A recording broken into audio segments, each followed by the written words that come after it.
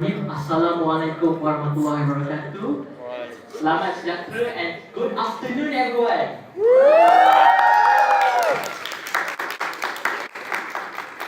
So I think it's much more proper if both of us to introduce ourselves first. So hi, I'm Azra Azal. You may call me Azra throughout the workshop. I'm currently a Pemodenan Nasional Berhad PNB scholar in KYUM doing A-levels, and I'm planning to pursue chemical engineering for my degree in the US or the UK. Aside from KNB, I also received offers from Petronas to go to College Tengku Jaafar and also YTT Mara to go to College Mara Seremban, both doing A-levels.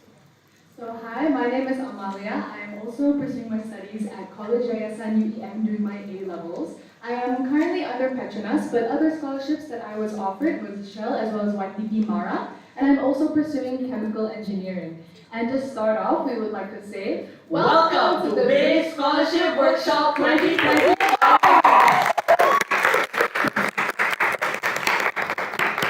Thank you so much for coming down to our event, both here in Taylors and also those who are at home on the YouTube live stream. And thank you also for Taylors to provide this venue for us to share our knowledge. And also thank you to Get There for making this event a success. It's an honor to be your first speakers of the day. And I think most of you are also wondering, who are we? What is BASE Initiative? Well, basically, BASE stands for Basic Aid for Scholarship Essentials, BASE. So basically, we are a group of scholars that comes from a variety of scholarship bodies, whether from Yayasan Kasana, PNB, Petronas, Shell, YDD, and much more. And in basic terms, our mission is to help spread awareness on scholarship opportunities out there, and also to help you guys, yes, you SPM leavers, IGCS leavers, and so on, to ace your scholarship application from the starting stage, which is application stage, to interviews and much more. So if you want to know more, make sure to stay tuned for the rest of the workshop. So before we start, we would just like to say that whether you come out of this with or without a scholarship, please remember to take it as a learning process, and if you do come out of this with one, then congratulations. But if you don't, it's fine, it's not the end of the world, and it does not define your worth. So yeah, just wanted to say that, and just be proud of what you've done so far, because your results are coming out in a few days. So yeah, so Azra, we can begin. Okay, so we are the first slot, which is Introductions to Scholarships. So I know there are a lot of definitions to scholarships out there, there's like your own definition and also. But for the sake of transparency, we can start from A until Z. So Amalia, would you like to explain to them what are scholarships? Okay, so scholarships are financial awards or grants given to students based on their academic achievements, talents, or any other criteria. So this other criteria in question would be related to need-based scholarships. So for instance, we will talk about this later, but there is a scholarship known as Yayasan Daya Diri that does look at your income background. So that's one example. However, majority of the scholarships that we will talk about today are merit-based that do look at your accomplishments academically and as well your extracurriculars. So moving on, unlike loans, scholarships, they do not need to be repaid and they do cover your educational costs. So yeah, they cover 100% of it, whether it is pursuing college here first or then locally and overseas for your degree. However, we will also slightly talk about loans, and loans are basically a type of sponsorship where you pay back a certain amount. And as for the scholarships that are free, there is a catch. You do have to pay back in terms of a bond for some organizations. However, we will talk about this later on. And then, yeah, they come from various sources, and we will touch about this and bring up some important information about each and different scholarship in the following slides. So first of all, we will talk about what are internal and what are external scholarships. So internal scholarships are scholarships that are administered directly by the school or university that you are attending. So majority of the universities out there, they do have their own private scholarship. So if you just simply log into their website, you can see what you're interested in and if there is a scholarship there for you. However, we will touch mainly on external scholarships, and just take note that not all organizations have their own scholarships. So we will talk about a few with their important information so you have an idea of what you might be interested in. Okay, thanks Amalia for the brief explanation just now. So now we're going to go into internal scholarships. as Amalia explained, internal scholarships are based on your institution of choice. So for the sake of simplicity and since we're already here, I'm going to talk about Taylor's internal scholarship. So Taylor's scholarship has two types, which is full and partial.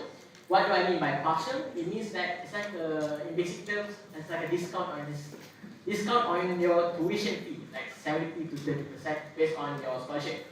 And the scholarship is awarded based on academic excellence, talent in music or sports, extracurricular activity, and also leadership skills. This means that these types of scholarships are not dependent on your academic prowess. Let's say if you're a talented musician, you're a good athlete, you may be awarded this scholarship as well. And the scholarship that they provide are programs such as A-levels, which is UK studies, AUSMET, which is Australian studies, ADP, which stands for American Degree Program, ACCA, which is Accounting Certificate, Foundation, and Diploma. There's also there's also scholarship for degrees, and it's going to be given on a later time, which is during your degree, of course. And each program and scholarship has their own requirements. So if you're interested in entering Taylor's, do scan the QR code up there for more info, since it's the code for the brochure. And like I said, each place has their own. So let's say you're interested in Sunway, NMU, MSU, or more. Check out their websites if you are applicable for any financial aids.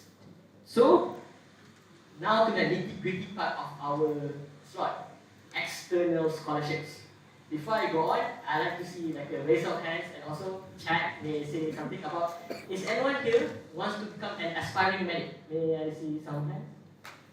Where's my future doctors, pharmacists, vets? Ada? Tinggi. Okay. So, nice. I hate to be the bearer of bad news, but sadly, medics don't really have much scholarships available, especially for overseas. So, I'm not saying don't become a doctor. Please, Malaysia needs more doctors. You all know about that case right now. And so, if you want to apply for external scholarships, do have a standby course that maybe that may interest you, like biomed and such. Don't worry, this will be discussed on a later slot. So now, with that out of the way, we start with YTP Mara. YTP Mara has a big misconception where people think it's a scholarship. Well, actually, it's a convertible loan. This is one of the loans that Amalia just explained just now. In where, if you get sponsored by Mara, you have to pay back after you finish your degree based on your results. Yes, based on your results. For example, my degree cost 100k, but I got first class, so I have to pay back 10%.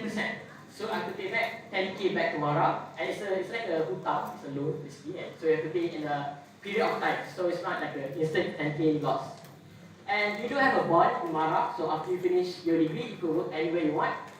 And so the programs provided are both overseas and local. For overseas, you have to get a minimum grade of 7A minus, which is quite low compared to the others, but it has a specification like A minus and A and so on. For local, it depends on what course you want to pursue. If you take medicine, it will be much more higher compared to say accountancy or engineering. And the courses, they will send you a PDF at the application portal. So check it out if you're interested. And there's a lot of variety. Like you could do A-levels, you could be sent to CAMS, IB, you could be sent to CAMB, German, you could be sent to JAMA, and so on. And for the application, there will be one stage interview, but this is based on my year. For your year, it may differ, but usually the overseas students will have one stage, and it will be more than that. The deadline is not announced yet, since it's not open. So yeah. Next will be our beloved government, Jabatan Perkhidmatan Awam. So JPA is a bit confusing, so bear with me. JPA, there's 4 types. 2 of them are only for 9A plus students only, while the other 2 are for 8As and above. So I'm going to go one by one. For 9A plus, the first one is JPA LSPM, which is a local scholarship. In JPA LSPM, you will be sent to any public or private university in Malaysia with your course or if your chosen course. This includes medicine. Next will be the counterpart, which is JPA PPN, which you will be sent to the UK or US, and for Malaysia, and before you be sent, you'll be going to College Yayasan UEM or College Mampu Jaffa for 2 years to do A-levels. And for this one, sadly, there's no medics. So yeah. So next, the 8 is requirements. This is JPA, JKPJ, and JPA Mara. JKPJ stands for German, Korea, Francis, and Japan. So, not surprisingly, JK will send you there, of course, either one of the 4 countries. And for your before you send to the country of your selection, you'll be sent to Intech for amount of time for like a language preparatory program. Meanwhile, for JP Mara, you'll be sent to a much more higher variety of countries such as the US, the UK, the Korea, or even India for many students. But however, JP Mara is only for Bumi Putra students only. So if not a Bumi, you cannot apply for JP Mara. And to add on, if you're a Bumi Putra student and you didn't get 9A+, you get like 8As, 7As, you have to apply either one. So if let's say, I take myself as an example, I got 8A and 8A plus 1A, for example. I cannot apply for I can either choose I want Mara or JKPJ. So check out the program list if you're interested for either one. Meanwhile, for the 9A plus, you will be sent to every single JPA scholarship that is available. The interview stage will be one stage only, and this scholarship could be changed into a loan. So if you don't want to work under the government, you want to work in GLCs or any private companies, you will be sent there, but you have to pay loan.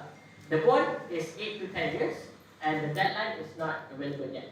So next, Amalia. Okay, thank you. Moving on to the next scholarship, which is Petronas. So before we clarify on the requirements, Petronas actually came out with their requirements today, and it actually changed to 8 A's and not 8A minus for local. So sorry, so it's 8 A's for local, and for overseas studies, it is 4 A's and 4A plus. So on the school that you can be sent to, it does depend on your course of study. So let's say you intend to pursue your studies locally, you have a chance of pursuing your foundation at UTP, which is University of Technology Petronas, or just any local university like University Malaya. However, it does depend on your UP results.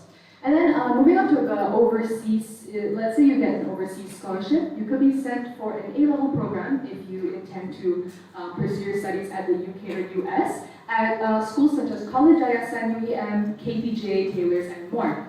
However, Petronas sends you to other countries as well, like Australia, China, and Japan with their own pre-university courses. Now, talking about the courses more in depth, again, the range of courses that you can choose from depends on whether you want to go overseas or not. So let's say you want to go overseas, there is a wider range, ranging from different courses of engineering such as electrical engineering, mechanical engineering, to more of the art and design courses such as economics, finance, law. And there is a smaller range for the local courses, however, it is still a lot.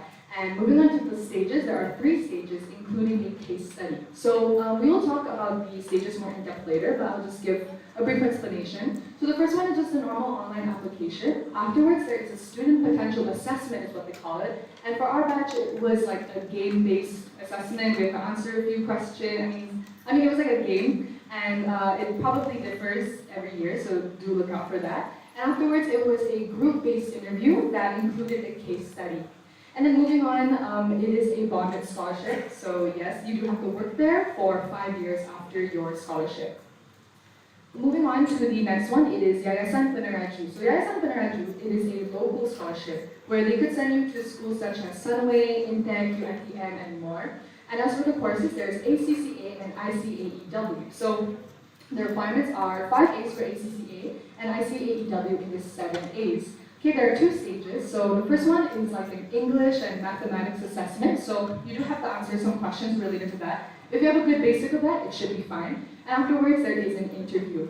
So the next point, it says it can be a full or partial scholarship. So what does this mean? Okay, so it really depends on the student themselves. So for instance, let's say you pass your exam in 1 attempt within the prescribed duration, then you have a chance of being granted the full ride scholarship. However, if let's say you pass it, but not in 1 attempt, you take more than 1, then you could be paying up to 20% of your scholarship amount. So in a way, it does turn into like a convertible loan as well, but it depends on the student themselves.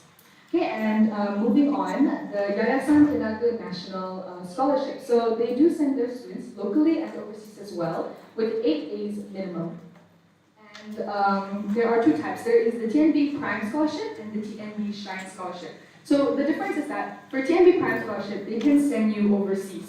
And another thing is that they have more rigid requirements, but it does depend on your course. And yes, the TNB Shine Scholarship would be more for the local courses. As for the different stages, there is a video resume, essay writing, online and physical interviews, and moving on to the courses involved. So locally, there are a bunch more options. It's a wider range, like data science, electrical engineering, marketing, finance. However, when it comes to overseas courses, it is data science, accountancy, and electrical engineering only. And last but not least, it is also a bonded scholarship for up to 7 years. So Azil, you can carry on. Okay, so these types of scholarship, the one on the slide right now, is quite special in where it's a special based scholarship based on your place of residence or place where you were born. So this is like a yayasan degree basically lah. So the first is Yayasan Pelajaran Johor. Yayasan Pelajaran Johor is only for Johor students obviously, and it's an overseas program. You have to get 9A plus and you must be from Johor on your ICU. And for the selection, there will be a selection camp, there will be a physical interview with a board of trustees, if I'm not wrong. And the bond will be 5 years, in where you have to work in Johor in any GLC companies. For the cost, it's a wide range of costs you can select, so don't worry. And next will be Yayasan Sabah. Yayasan Sabah is a local and overseas program. And the requirements are you have to get 9 A's first. Second, one parent must be from Sabah, and both must be Malaysian. So meaning that if your mom is Sabah, your dad is Sarawak, and you were born in Sabah, you may be applicable for the scholarship. And for the stage, there's like 1 AC you have to submit, and then you're done. For this one, the cost, there's a wide range of costs. Actually, you can pick any course you want, including medicine, and you can pick anywhere in the world. So it doesn't matter. Next is Sarawak Eligible Hand, Sarawak's favorite scholarship apparently. And it's a local and overseas scholarship, and to apply you get 8 A's. And it's a case study which will be explained further in the next slots. And the courses that they provide are mostly engineering, but other courses are also provided. The bond will be 3 years for local studies, while 6 years for overseas studies. So now back to you, Amalia. Okay, thank you. So moving on to Yayasan Dayagiri, which centers students locally as well as overseas. So first of all, the requirements are 7 A's, and as mentioned previously, this is kind of related to the need-based scholarships, but they do take a look at your income background. So there is a maximum amount of income that you must have in order to apply or to be eligible for this, as they cater more to B40 families. Okay, moving on to the stages and the interviews. So there are online and physical interviews. The first one is just the normal online application, and afterwards, if you pass that, you can get a follow-up call with a few basic questions, and then it could further on proceed to an actual interview. And then afterwards, as for the courses, there are any demanding courses. So let's say you pursue your studies overseas. It would be at it would be for your A-levels or your IB diploma program. And as for the courses, it revolves around art and design, like business, economics, and also for science courses like different types of engineering, such as chemical and so on. And okay, moving on to Yayasan UEM. So Yayasan UEM is an overseas scholarship, and one thing about it is that it does limit to only 5 scholars per year. So yeah, it's a very limited amount. As for the requirements, there are 7 A's. So moving on to the school that you would potentially be sent to, since it is an overseas scholarship, you can be sent to College Yayasan UEM for your A-level program. And as for the stages, there are 4 stages, including an application, video resume, online, and physical interview. So moving on to the stages, like in the online application themselves, it already has like a short essay writing. And afterwards, you have to send a video assessment, moving on to an interview, which is split between group-based as well as individual interviews. Okay, going on for the courses. So the courses, they are split between like business courses, science courses, and IT-related courses. So for business, it would be for finance, accounting, economics. For engineering, it revolves around like civil engineering, mechanical engineering, and as for IT-related courses, it would be for data science, data engineering, and computer science. So moving on to the next slide, it is Shell. So Shell is another scholarship that does send their students overseas only. And one thing about this that is quite similar to Yayasan UEM as well is that they send up to like 5 to 7, they choose 5 to 7 scholars per year. So that's one thing. And then moving on to the requirements, it is AAs for SPM and IGCSE students. So yeah, if you're an IG student, then do take note of this scholarship because they do take in IGCSE students. And as for these stages, there are 4 stages, including interviews and assessments, which have also a video assessment. So the first stage would just be an online application, and there are chance for like a game-based assessment as well, kind of similar to Petronas. Afterwards, there is a video assessment. So what you have to do is like around 30 seconds to prepare, and you send 3-minute videos of yourself to Shell with the questions that they give out. And afterwards, it would continue with a follow-up call and then an interview with the scholarship board of trustees. Okay, and then as for the courses, it really it diverses to sciences, engineering, as well as art and design. So for sciences, it could be earth science, data science. As for engineering, it revolves around chemical, petroleum, and mechanical, for instance. And yes, Shell is also a bonded scholarship of 5 years. Okay, moving on to Yayasan Telecom Malaysia. So they also give scholarships for overseas and local. Overseas, the requirements are 8A+, and for locally, it is 6As. So as for the courses that you can study, it relates to IT, management, and engineering, but it has to be related to telecom. And as for the schools that you can be sent to, it is InTech. However, for the local studies, you can be sent to InTech, MMU Cyberjaya, MMU Malacca, and much more. Okay, going on with the stages, there is an online application and aptitude test, as well as an essay and video submission afterwards. And if you pass those, you can carry on with the interview. So yeah, you can continue. Okay, now to one of the most anticipated ones. So for first is Yasa Kasana. For this one, I have to be careful with my words because there are a lot of YT scholars looking at me. So first, Yasa Kasana is divided into 2, which is Watan and Global. You may be asking, what is Watan? Watan is a fancy name for local studies. While Global, you listen to UK, US, Australia, Canada, or China. So the requirements are usually 8A, A or A+, but it has a specific subject you have to score A in, so you do have to check the site out. And of course, they also accept IGCSE as well. So the application stage, there are 5 stages. 2 of them are online, while the others are physical interviews. For one time, there's 4. For global, there'll be 5. And for the courses, it's one of the only scholarships that you have to type out your course. So a lot of courses, any course that you want, you may pursue in YK, except for medicine, vet, dentist, and petroleum engineering apparently. So the bond length will be 5 years, and you'll be working at any companies under the Hazana group.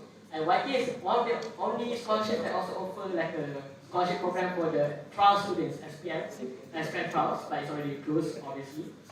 It's called Early Harvest, and it's the only one if I'm not wrong. Next will be Bank Negara Scholarship, or much more known as Kijang Scholarship. Kijang is a purely overseas program where you'll be sent to the US, the UK, or Australia. And to apply for it, you have to get 8 A's in SPM. There will be 4 stages of assessments, which is some of them online, and one of them will be a physical camp at Lanai Kijang for 1 night. So you'll be staying at Lanai Kijang for 1 night, and even though I didn't got to that stage, sadly. But my friends that were under Kijang and that went to the camp said it was very fun, and it was a very, a very good experience.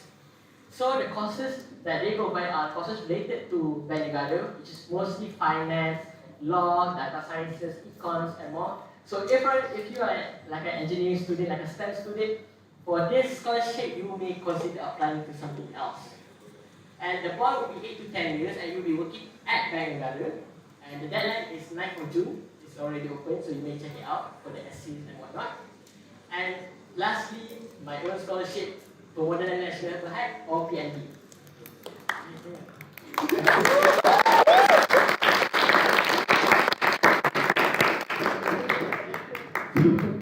So PNB is a global scholarship for post-SPM students. You'll be sent to the US, UK, or sometimes Australia.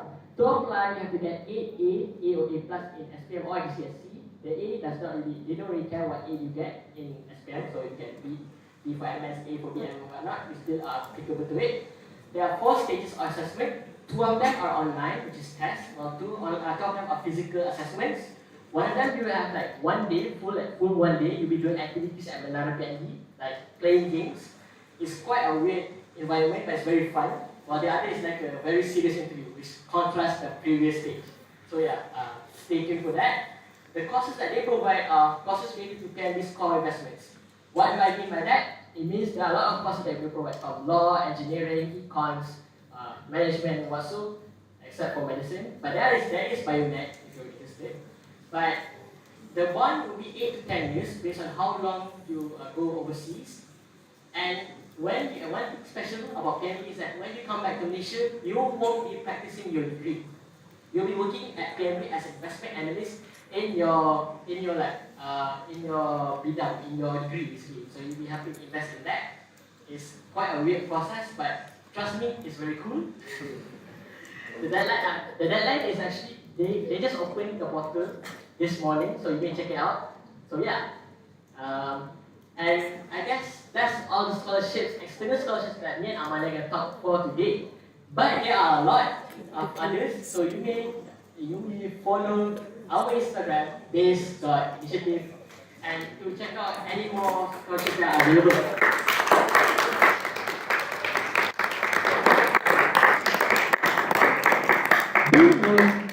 Scholarships are very personal, and there's no definitive best scholarship. If you ask me, I would say PN is the best. If you ask Amelia, she would say Petronas is the best. So find out yourself what scholarship really relates to you, and hopefully you're able to achieve that scholarship in the near future. So yeah, just like apply to as many as you can, whatever you're interested in, because you never know what you could get. And yeah, we just hope that this workshop helps you guys, whether it would be navigating which course you would want, or whether it would be tips in writing your essays or tackling interviews. So we do hope that this whole workshop will help you with 1 or 2 things. And as for your results coming in a few days, it's all the best. Just don't worry, whatever happens, it happens, and you know how much hard work that you put it in. So yeah, just congrats and all the best. And yeah, all the best for the 27th of May, and all the best for your scholarship application. Thank you.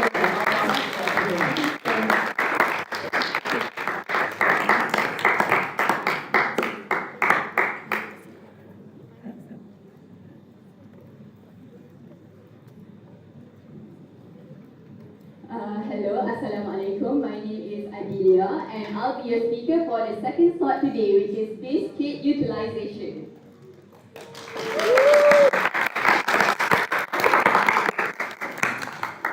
Okay, to start off, I'm a Yayasan Khazanah scholar, but I also receive offers from Petronas, YTP Mara, and also JPA LSPM.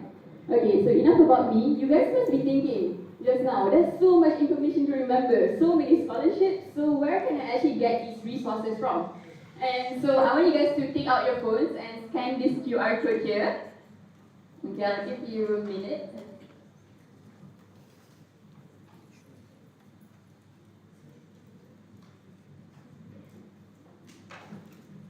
Okay, can you give me a thumbs up if you got it into the website? Yeah? Okay. Okay, so this QR code will lead you to our BASE initiative website. Okay, so if you guys scroll down, you guys can see that we have a section about scholarship materials. So basically, we have most of the scholarship bodies here, as you can see, Yayasan Khazanah, Petronas, Shell, and also some other state scholarships and other scholarship providers like the Staff Fund Education, Jeffrey Cha, and Karang Pra. Okay, these scholarships are less known to the public, so I do urge you guys to kind of look into it more and seize the opportunity to actually apply to these when there's not really a lot of people applying to it. Okay, so you guys can filter these out according to your course. So for example, I want to study accounting, and it'll list out the scholarship bodies that offer that course. So I want to study at I want to study under Yayasan Khazanah, for example. So you can see that this will lead you to the Notion page, and these are basically more in-depth detail of what Amalia and Azril just talked about. And what I want to highlight here is the tips, advice, and resources section. So these are actually tailored specifically to that scholarship. So this is what you guys really want to focus on. So when you're having interviews with the board of trustees and directors, what they want to see is how you kind of relate your values to their own goals and mission. So go back. If you go back to the website, okay, and scroll down, there's a section called the Scholar Dashboard. Okay, these are basically current scholars that are mentors, but I'll explain more about that in a bit. And if you scroll down some more, okay, this is the resource pack. So I want you guys to click on the Get Started button. Okay, and this will lead you to our Notion page. Okay, so if you guys are unfamiliar with Notion, I'll get you through the sections. So basically on the left-hand side, you can see that there are resources and also other sections. So I'll go into the resources first, which is Meet Scholarship, the first tab. And this is what Amalia and Azril talked about. This is basically the introduction to scholarships, what type of scholarships there are. So if you kind of missed out some points just now, you can refer back to this Notion page. Okay, and going back to the Scholar's Guide, the next one I want to touch on is the Scholar Dashboard. Okay, so what the Scholar Dashboard is basically a mentorship service provided by this initiative. And you can see here that we help with general questions you have about your course or about the specific scholarship, and you can just reach out to these scholars. And we also help with building your resume, or you want someone to proofread your essays, right? So you can send them in, and we can help you kind of proofread your essays. So you can filter out these scholars according to courses and also the scholarship body they are under. So you can see Azril is there too. Yeah. Okay, so let's go back now. Okay, and I saw some of you guys were taking pictures of the slide, but you don't actually need to do that because we have a section for workshop materials, and this is where you can find all the slides and booth materials, and we have the digital booklet here, but you can actually buy the physical copy if you prefer that.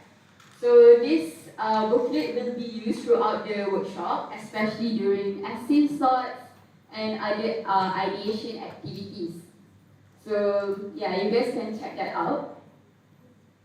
And then, we also have an essay bank. So this is actually a very new segment in our Notion page. This is actually a compilation of all the essays we have. And you guys can basically read through them as a guide, because I know a lot of you guys were thinking about how do I actually write my essays, and there aren't a lot of scholarship essays online, like good examples of them. So you can refer to these, and Kyrie will explain more about it in the essay writing slot. Okay, so going down, you can see that there's also the booth materials. This is the one we had for our SAS-based workshop, but we will also update the ones that we're going to put up for tomorrow. So stay tuned for that. Going back to the Scholar's Guide. Okay, if you scroll down to the other section, there is a post-SBM checklist, base talk, your timeline, and your scholarship tracker. But I won't really go too deep into post-SBM checklist and your timeline section, because you guys are getting your results in 2 days, so it's not really relevant anymore. But we're going to look at base talk. Okay, so what base talk is actually a podcast we have. So you guys can check this out on Spotify and also our YouTube channel. So far we have 3 episodes up, and we have one with Miss Ezati Hazbullah. And if you don't know her, she's an Oxford graduate and UPenn, so do check that out. It's a really interesting episode. And yeah, I think if you guys are bored of like reading essays and stuff, you can listen to this on Spotify. Okay. And then the last section, which is your scholarship tracker. Okay, this is a really important part because it really helped me a lot during my application season. So if you guys click on the link, it'll lead you back to the Google Sheet. Okay, so there's the instructions on how to make the Google Sheet your own one, but you can do this later after the workshop. I'll just go through the sections briefly. Okay, so the first one is Scholarship Hub. Okay, this is when you need to list out all the scholarships you want to apply to. Okay, this is actually really important because some people actually forget which scholarships they were planning to apply to. I know some of my friends did. And it's so important for you guys to keep track of your deadlines, okay? So make sure you write down your deadline and also the link so you can just apply straight away. Okay, and then the next one is your application status. For those of you who haven't started applying yet, the SN Kazana actually needs you to create an account. So you would need a login username and login password. So please don't forget your password and username because speaking from my own personal experience, I actually forgot mine. So don't make the same mistake as me. Write them down and have them all in one place so it's easy for you to access when you need to refer back to your application. Okay, and then the next one is documents. This one will be explained more in depth for the next slide, but it's basically a checklist of all the scholarships, all the documents you need in your scholarship. And most scholarships portal will need you to upload them in a digital version. So it's best if you get all your file attachments like ready there, so you can just like have them straight away when you apply to like different types of scholarships. It makes them easier. And make sure you've got them certified and scanned, so that makes it easier to access. Okay, the next one is an interview questions list. Okay, so I think this one is like really important. It's like a very important thing for you guys. When preparing for interviews, it's really helpful to have a list like this. So you guys can just Google some more questions online and kind of draft out your response. So when you have your responses ready, it's easier to anticipate what's going to be asked. And you kind of know your flow of thoughts and your ideas of what you're actually going to see. So this personally helped me a lot during my interviews because a lot of the questions I practiced myself actually came out. So this is a very useful tip for you. And you can also buy our flashcards. We actually have flashcards of interview questions list, and you can get those at our booth later on. Okay, so the next one is co-curriculars and awards. Okay, so for this section, it's more of like a reflection journal. So what you're going to do is you're going to list down your main achievements because most scholarships are only going to ask for like top 10 your best achievements. So you can start looking through all your certificates and all the competitions you've joined and kind of like list them out here. And you're going to like list down what you learned from it. It's also going to help a lot when you're writing your essays when you have to submit them. Okay.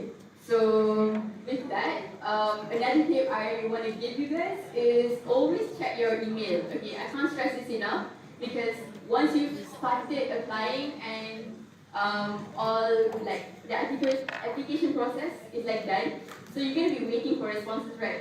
And they will reach out to you through your email.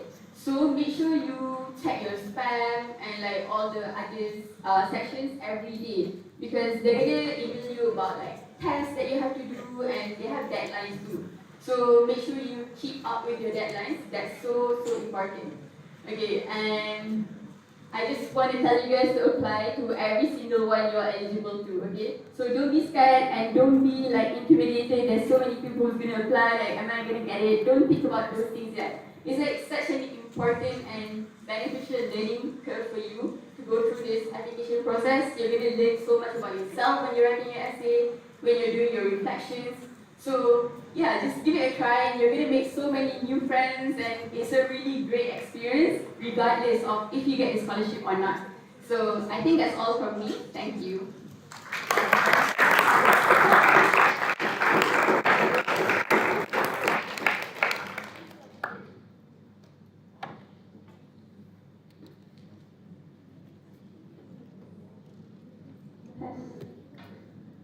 Alright, hi everyone! Welcome to document preparations with Haikal and I'm Athena Siao, a Yayasan UEM scholar currently doing A-levels at KY UEM.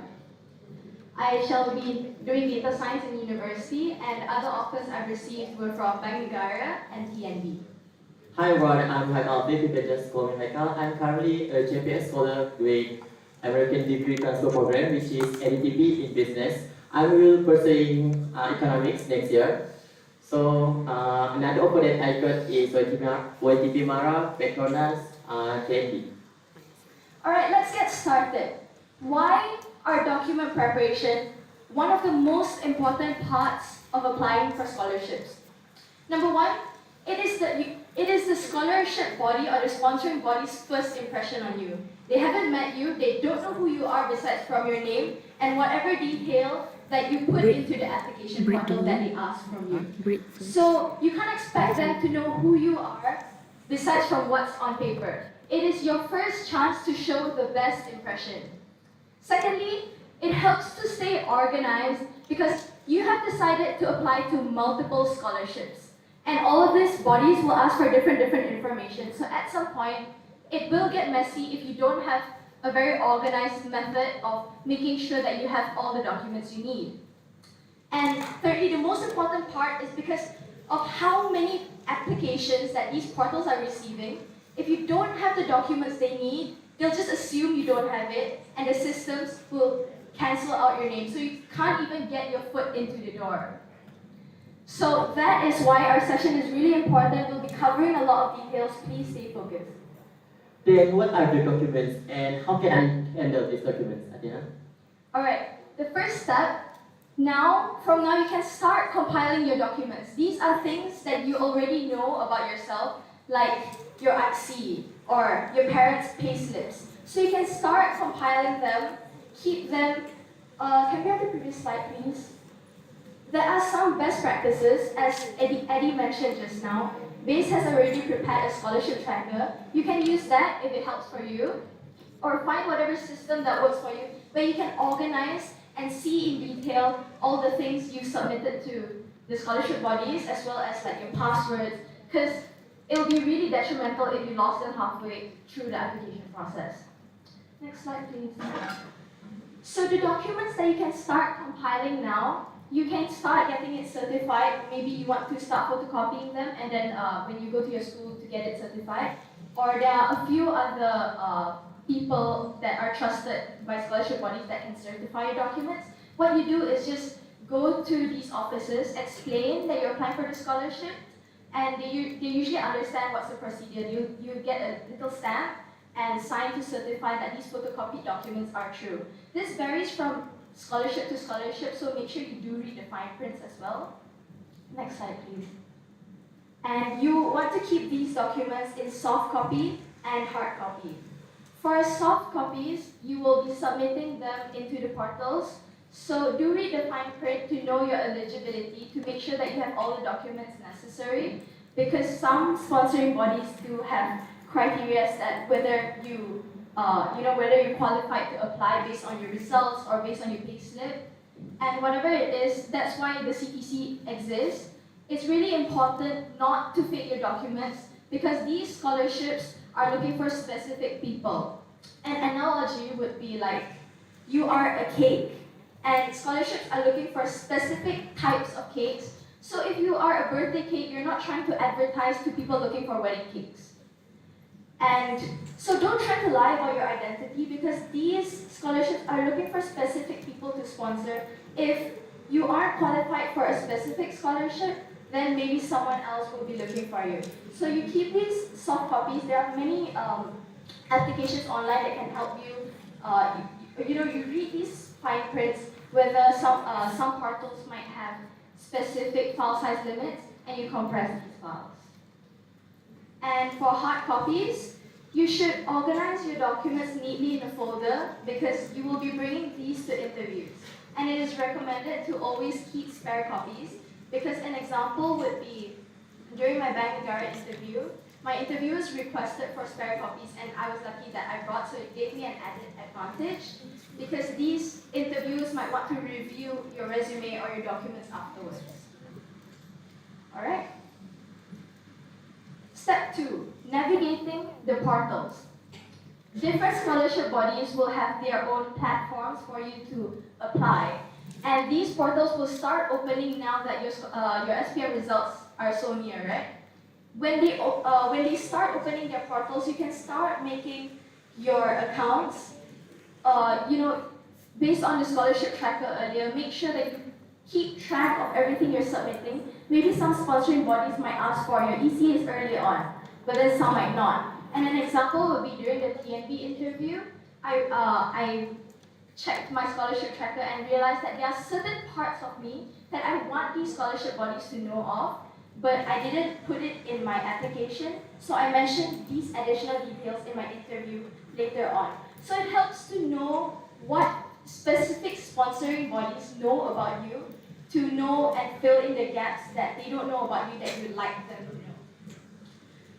Be very organized as you apply. You can start, this is step 2 because you've already compiled your documents before this. You start to open the portals and see what they need from you and sort of submit all the documents that they ask from you. Next slide, please. And as you apply, as I mentioned, all of you have decided to apply to multiple scholarships. So each of them will have different application stages, different assessments that they require from you. At some point, it will be really, really hectic. This month will be very busy for you, especially some of you, included myself back then. I had an internship, or some of you are taking jobs. So you wouldn't want these assessments to clash with each other or clash with your other commitments, whether you're applying for other scholarships, or you have jobs, or you're volunteering for other events. So keep these dates in the calendar neatly.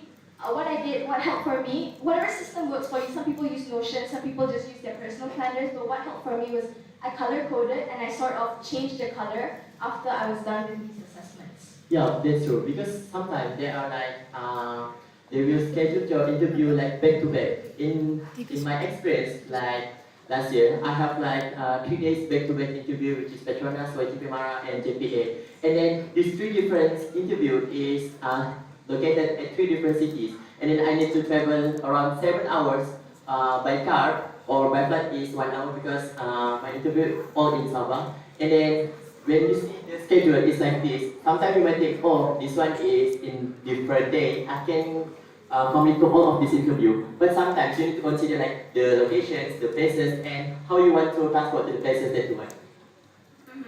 So it helps to have your schedule sort of mapped out visually, in case you might realize when you see it that, oh, you do have clashing interviews. And what happens in that case?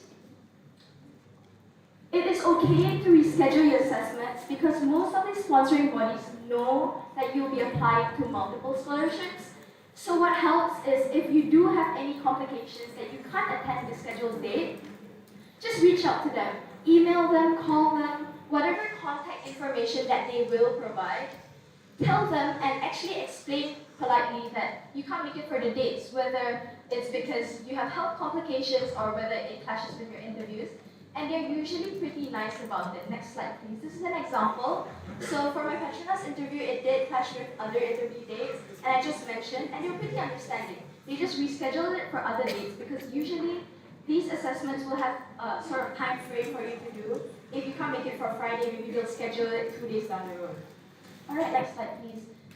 Talking about communication, most sponsoring bodies will reach out to you via either mail or email or calling. And when this happens, sometimes you do need to read it thoroughly because they do require occasional replies, or for you to actually reply with what specific interview dates are available for you. So monitor these emails regularly, as Eddie mentioned earlier. Check your spams and promotions, whatever works for you, whatever system works for you, whether you want someone to help hold you accountable, whether you want to check it every evening, that's what I personally did, or even that Gmail actually has a function where you can filter your emails. So it's very organized that the important emails are placed on top. Next slide. So what documents do you really need, Haikal? Yeah, actually, there are only 5 documents that compulsory for most of the scholarships. So let's check it. The first one is the copies of personal document. So for this one, basically just need your IC or your birth certificate to be CTC. So what are CTC means? So CTC is the certified true copy, which have been mentioned by Athena just now. So this one, you can just prepare by your own from now because you can get it easily. Next one. The second document is the exam results. So you might be thinking, what types of exam results that I need? Do I need to print it since I was Form 1? Or do I need it only since my real SPM results?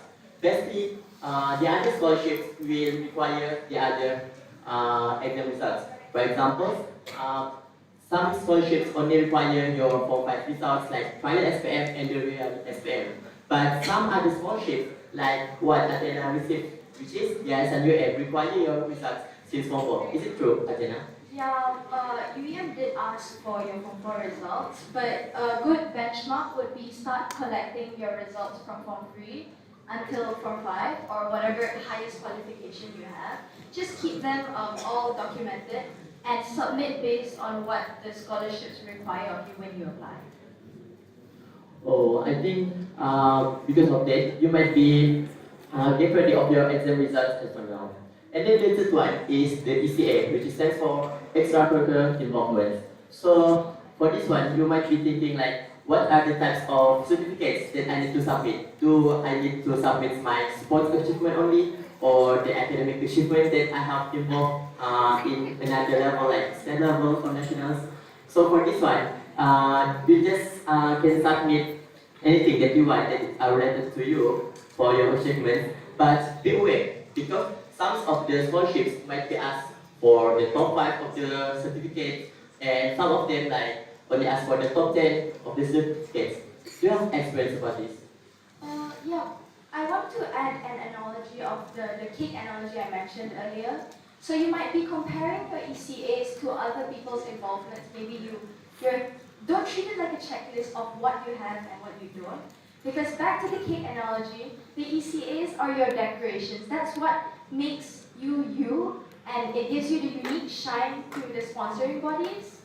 So sometimes less is more, or sometimes different types of decorations might appeal to these sponsoring bodies. So don't try to fake it. Don't worry about you might not have enough or it might not be the same as your friends. Just put in whatever you have based on what the scholarship bodies ask from you, and we'll talk more about filtering your achievements later on because we have an activity after this. But yeah, at the end of the day, just focus on showing these sponsoring bodies what you have to show your individuality. Yeah, that's true. Because sometimes they are not looking like the quantity of the certificates that you have, but they want to see like how this kind of experience that you get from joining this kind of national competitions, this kind of even district competition, have shaped you or built your skills. And then the fourth document, which is the latest income paperwork. So basically, for this one, some of the document that you need is like your parents' payslips, income declarations, and utility bills. So this one is kind of hard to be prepared if you're doing it at the very last minute. So I suggest you to like prepare it by now and asking your parents for it. And another things to be aware is the utility bills. So usually they will ask like the current one or like the past 6 months. Most important part about this is, keep clear communication with your parents and guardians. They should be aware because they are your guardians that you are applying for scholarships. So ask for whatever paperwork they have. And as much as you want to attain these scholarships, don't try to lie about your paperwork just because you think it might give you a better chance. Because the whole point of them asking for paperwork is to know what circumstances you're in. And yeah, it can be really detrimental, can lead in legal consequences if you do try to lie your way out of it. If you read the fine print when applying for scholarships and know that you're eligible to apply, then just show your true self, Alright, next slide please. Alright, so coming to the last document that you need, which is the passport photo. So for this one, not all of the scholarship bodies require it, but in terms of professionalism, most of it will require it to like identify are you the real person or like a random scammer. So Usually you can prepare it by going to the physical store, or you can prepare it by yourself online. Do you know, like currently you can just prepare your passport photo using your mobile phone? Just survey around the website and application. There's a lot of choices you can check out there, and then even like you might think like, oh, I'm too lazy to wear a blazer, or I don't have blazer, it's my home. But it's okay because in the editing app or website, they have like this kind of tools that can edit what clothes you are wearing and turns it to blazer or formal wise. This is the first time these people will be seeing you. They haven't met you before. This is your first impressions. So try to look good. Okay, coming to the second crucial part for our session, which is the resume writing. So can I see like how many of you have write resume before this? Oh, there's a lot.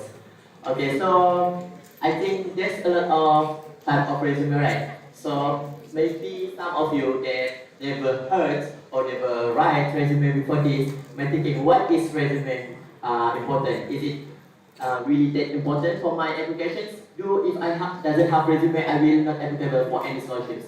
So basically, it will show the first impressions of yourself. So for example, resume is like the ingredient list for the cake that has been mentioned by Atana just now. So among all of you here, there are like many types of ingredient list, and some might be premium, normal one, and sometimes the normal one is more favorable to the customers, and the premium one will not really favorable to some customers. So just be true to yourself and just put anything that you think is relevant to yourself in your resume. So there's a lot of resume template, as I've mentioned before. You can just check it on websites, or one of the famous resume template that you can find out is Canva, which is the type of creative resume.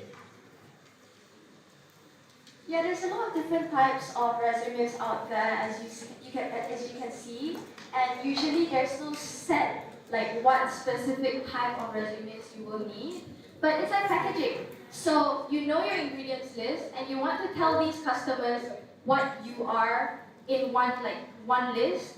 So it's really up to you how you want to present it to these sponsoring bodies. True. And then I think maybe you might about like where I want to start if that I doesn't have resume right now, because your result day will be in how many days?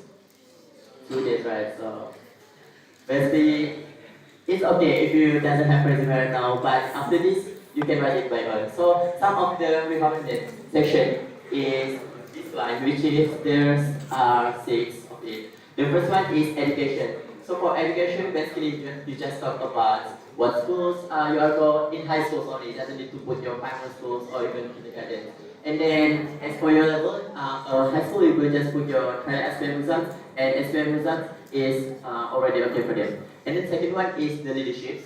So for leadership experience, it is not really compulsory because some of you might have become the president of something, and some of you might become prefect of something, but it is still recommended because this kind of experience that you have before, like become a librarian. A librarian, you might be handle things in library, and then sometimes you become a treasurer, right? And then this kind of role helps you to have experience and build your skills. And then the third one is awards. So what kind of awards are they saying in your resume? Is it only sports awards or something that is given by in national level or state level? No, actually there's anything award that you get in high schools or even from outside, you can put in the award section. And then the fourth one is the skills. So basically for skills is divided to 2 types of skills. The first one is hard skill. Hard skill is basically technical skills that most of people acquire from joining courses, or even you can learn it by yourself. For example, the Microsoft Excel and these kinds of applications is having these skills that you need to learn, because these skills is real helpful in terms of professionalism and also when you are working in the future. And then the fifth one is co-curricular. But before that, I almost forgot about the soft skills. Soft skills basically just about the skills that you acquire from surrounding, like communicative skills, collaborative skills, and so on. And last one is the volunteering. So volunteering, you can just put it, but if you doesn't have volunteers, it's okay. Yeah, I just wanted to add on just now the recommended sections. Don't treat it like a checklist, like, oh no, what if I haven't had any volunteering experiences? These are some suggestions that sort of trigger your memory of what you've already done before this. And it's just more, a resume or a CV is just more of what you want to show these application officers about yourself. Show your best qualities to them, the stuff you've already done. You don't have to put everything in, and to some extent you will have to cut down on all the activities that you've done, because I'm sure all of you have been really, really active back in high school. So these sections are just suggestions to sort of revive your memory of what you've already done, and if you feel like it's something worth mentioning, mention it in your CV. Coming on to the last sessions, which is the optional sessions for resume writing. So the first one is work experience, like maybe work part-time in convenience store or like 7-Eleven. Anyone here work part-time before? Okay, so just a lot of you. So this kind of work or experience, you can just put it. And then the second one is reference. Reference is who you can refer to for validate your resume. So some of the reference you can refer to is high school teachers or your counselor. And last one is online courses, which you can get any technical skills, as I mentioned before, from the website. I think since our session is coming to the end, so before that, we want to end it with an activity. So I hope all of you guys can scan this QR code first. While you guys scan this QR code, let's get 5 volunteers to the front.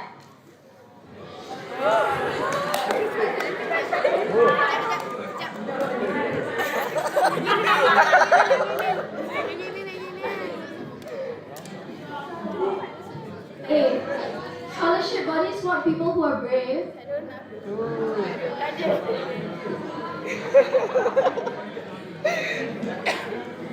Come on.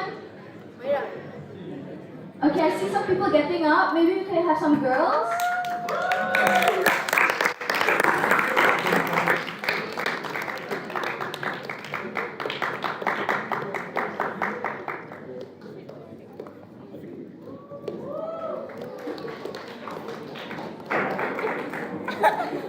Okay, while we wait for the girls, maybe you guys can introduce yourselves. Just your name and whether you're practicing.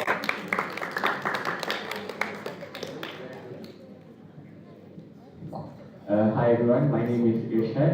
I'm from MRSM Pengkalan Cipu, Kelantan.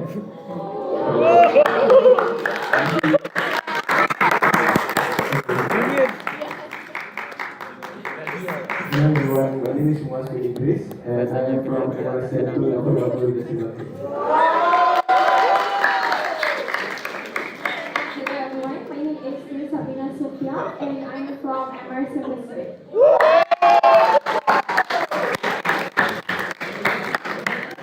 Hello, my name is Karina Majashi. I am from MRSM Konikawa.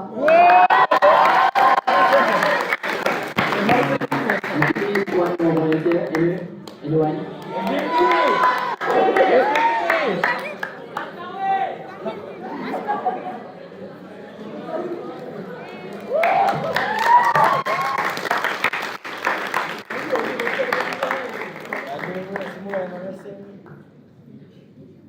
Hi, I'm Joel from SMK Subang Utama.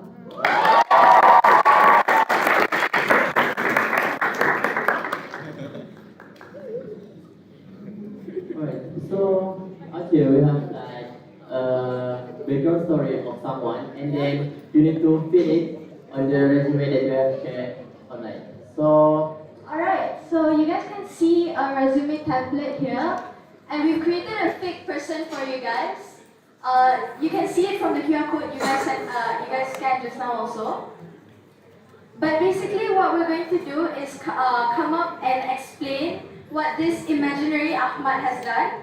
And these volunteers will try to explain which part of their resume they will put these accomplishments in. Does that make sense to everyone?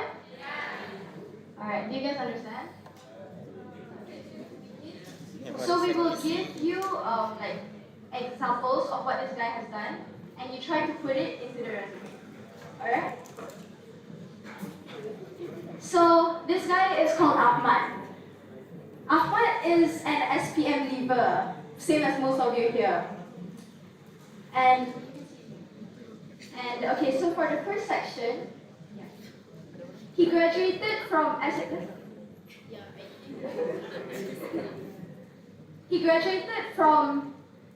Tengah Hutan in March 2024.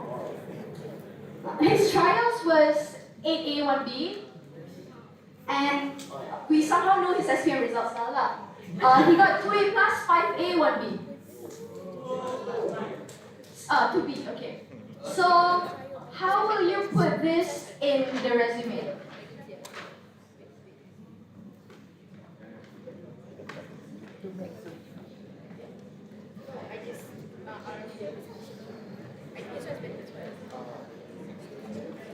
Yeah, but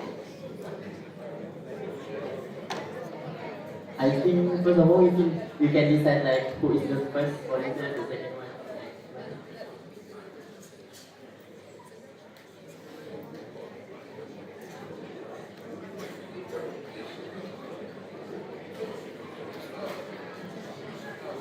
Okay, so for the first paragraph, I think you can either put it under about me or education background. So if it would be education background, maybe he can make it shorter and then he just goes like trial 8A, 1B, and then SPM 2A plus, 5A, 2B. But if he's going to put it in the about me section, then he can just write like accomplished student that graduated from SMK Tengah Hutan with consistent academic performance in SPM and trials. Alright, so he can either put it in about me or educational background. Does everyone agree with this? Yes. Okay, you can go to her and find me. Alright, now we know about Ahmad's education background. Let's think about Ahmad. After SPM, what did he do? He worked part-time at Syarikat Burger and got his driver's license. So, how will you put this in his resume?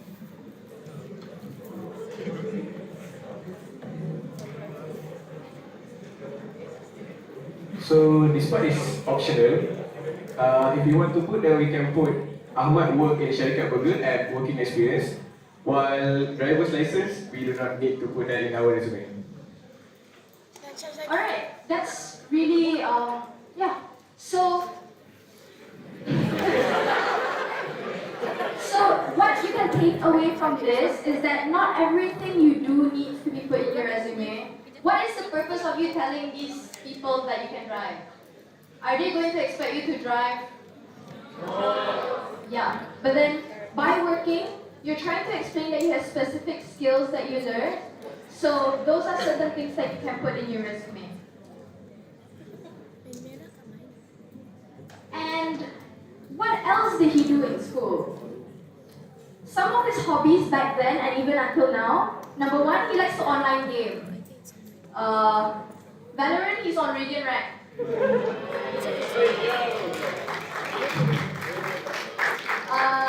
Second thing he likes to do, he likes to play football. He's on the state team as their captain. And in his free time, he likes to edit TikTok videos. So where do we put this in? I think that he can put this in the skills section, where kalau dia online gaming, then that means he's good with his strategy. And for football, he's a state team captain, so maybe he's good in leadership. And lastly, for video editing, well, that's just a soft skill. So like, that's for him to put his skills. So the different things that you have done, try to think about what skills you learned from these specific activities, and put it to reflect positively in your resume. But let's say he doesn't feel like he learned anything from video gaming. Then there's no need to put everything in. If you feel like there are specific things you learn, you can put it in. If you feel like it'll make you seem like it's not the best side of you, then you don't have to put it in. Does everyone understand? Okay, so for the fourth section, which is the ECA, here we have the national template bowling, and then what more? You have there. As we can see, that he is someone who is very active in extracurricular, which means he is someone who always tries his best to do anything that he could. So we can put this in the extracurricular, where he could put that he is someone who is brave to try new things, so that his resume is full of things that he have joined and the awards that he have achieved. Alright, so for the last one, which is the volunteer, thank you. Alright. We have the award section. So basically, do we need to put all of the things in the background of Ahmad here? Okay, I don't think we need to put all of it in here, especially the last one when he graduated most handsome. I don't think that's very important. So I think the ones that you put in the leadership experience part would be the fact that he state captain for football, and he also was president of his uniform body, so that can be put in the leadership experience part. Other than that, the rest of it all can be put into extracurricular and school awards. Besides most handsome, I don't think that's going to be very important for a scholarship, sorry. Alright, that's true. I think That's why, as we can see from here, you should try to think of how your involvements can reflect positively as you apply, based on relevance, based on prestige, based on how important it is to yourself. And you may have noticed that this Ahmad, he has never volunteered before. So even though it's part of our sample template, if it doesn't apply to you, then it's fine to delete it. And that's all for our segment. I hope that you guys understood how to show yourself to be special. Alright, thank you for your auditions, and you can easily reach us to ask any questions in the future. Thank you, everyone.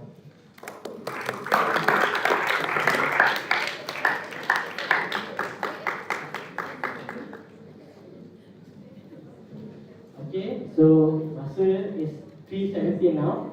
So based on today's agenda, there will be a break around 15 minutes. So the next slot will start at 3:30. But do mind kalau boleh datang awal sikit at 3:35 or so. And the next slot will be presented by the Amshar. Mau sikit Amshar?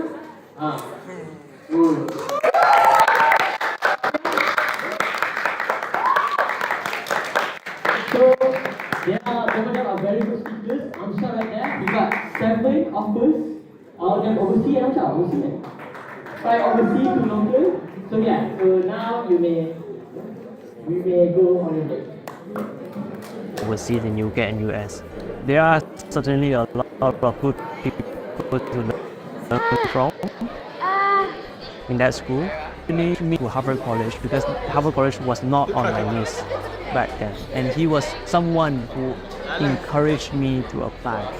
I depend on that friend who encouraged me to apply. I depend on the school who guide me in applying. Those things, it really depends on the community. So it's very important to build a strong, healthy community that encourages each other, and together as a community you achieve your individual potential. Thank you, KDJ, for providing such an excellent education opportunity.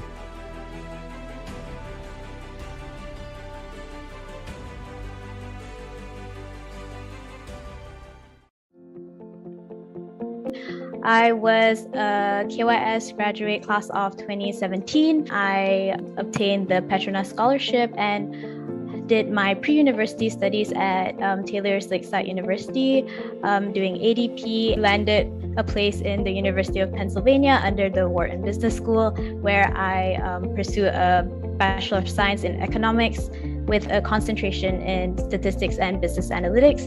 I would say I'm very happy with what I'm studying. Growing up, I always knew I had a more mathematical/analytical kind of brain, so I'm glad that I was able to incorporate parts of that math into like something like business, which I think is very applicable to the real world. Stepping into a new environment in a completely new country and so many great minds all focused in one area, it is easy for you to feel like, you know, you did not deserve this or you don't belong here. I guess you just have to step back and realize that everyone's journey is different, and you should always, you know, be proud of yourself, and you can accomplish amazing things, and don't let what anyone else says limit you to just that.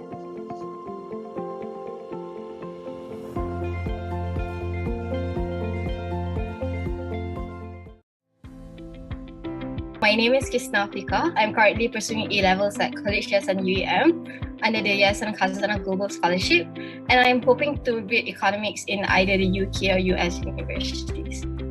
One method that particularly helped me is the STAR method. S stands for situation, and T for task, A for action, and R for results. So whenever you want to answer this kind of question, you follow these guidelines. So let's say they ask you about one leadership role that had you to face a challenge. So you explain about what role you were in the situation, what role did you hold in what situation, and what tasks you were asked to do. And then maybe in here you can also include what challenges you had to overcome as a leader at that point. And then your action. So your action, you can also talk about how, because you didn't know what to do, you reached out to people. This can show that you are resourceful and you can adapt to challenges. And result, you talk about how everything just falls back down perfectly and maybe the values you've gotten from that lesson. So I guess one value that really pushed me in this whole scholarship process is resilience. Being in KYS really taught me that no matter what life throws at you, you're gonna get it at the end of the day. So just pull through with whatever you've gotten in yourself and to just believe that you have it in you.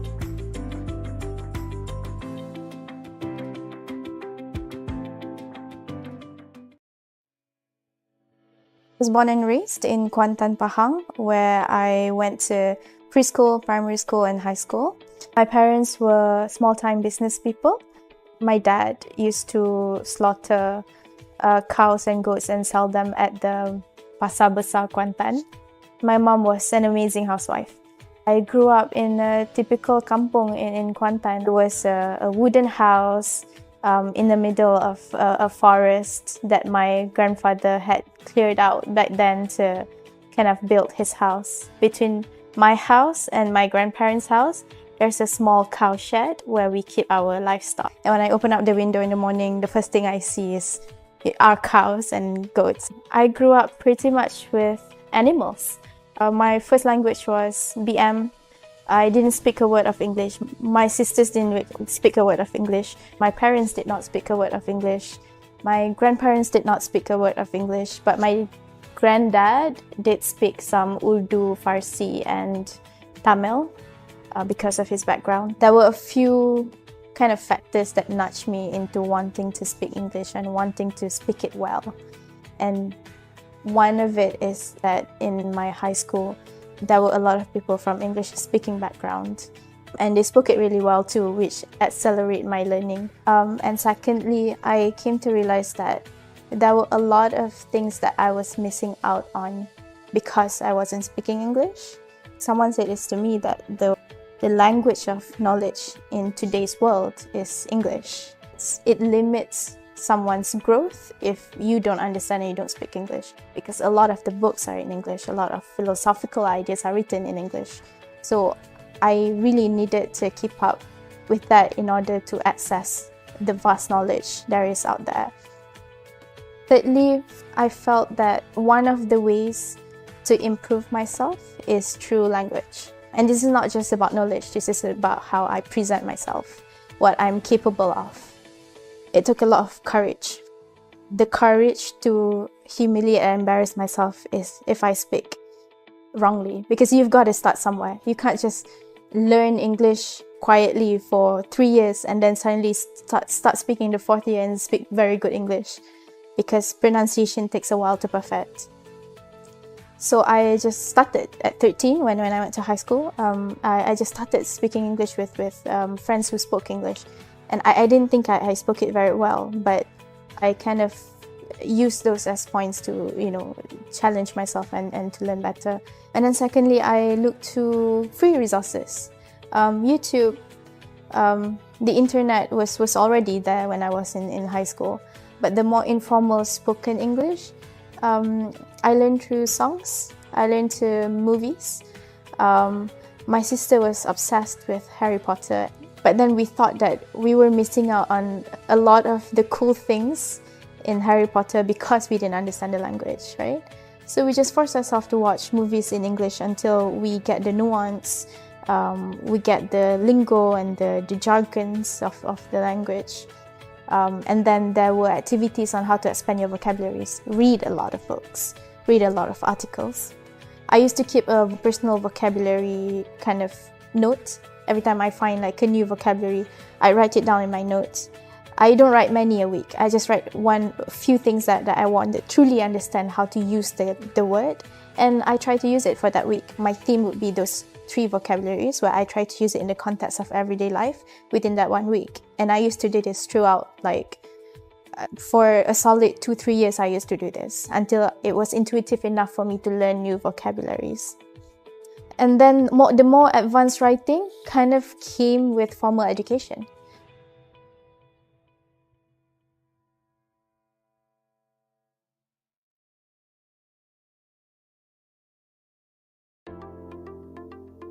The application process is through the Common app.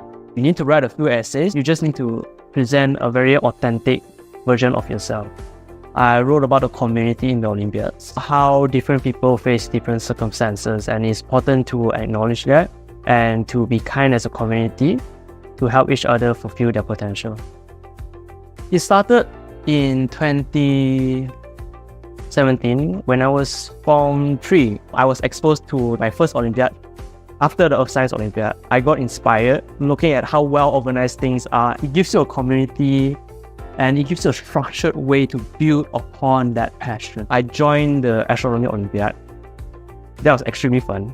I also joined the Informatics Olympiad. This was a series of activities I did in 2017 to 2021 over the span of 5 years. My motivation of coding actually came before the Informatics Olympiad in 2017, where I read an article about a 9-year-old coding a whole app by himself. I was thinking, if this 9-year-old can do it, I can definitely do it. So what I did, I went online, I found a free how to use JavaScript to code a website for dummies. And then I read through that, I did all the fun exercises they have, and it was from there that I got inspired and built my skills in programming. There are a lot of ways to make the world a better place. And a lot of the times, it can align with your passion, especially in the context of Malaysia. I find, especially since after going to America, I really think that Malaysia is my home, and I want to do something in Malaysia that I am satisfied with and I will be proud with. And not just me, but my community will find pride with. I want to build a skill set that can help me in building communities in the future.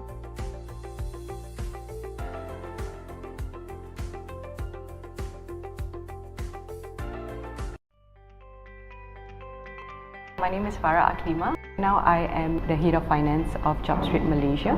I was born and raised in Subang Jaya. I attended Subang Utama High School and I went to KYUAM to do my A-levels and studied biotechnology in University College London. In my 3rd year, I took out business and accounting modules just to make sure that I equip myself with the relevant knowledge and skill set. By the time I get back and work with UAM, at least I have the necessary skill set for that. Upon my graduation, I also took up SEMA. I was just learning that by myself. I had the support from UEM because they also encourage us to do a professional paper if you're a non-engineering student, which I did. So that was definitely helpful. I had the flexibility to choose the papers and at the pace that I wanted. I joined business development, corporate finance, strategy. That's how I started sinking my teeth into finance.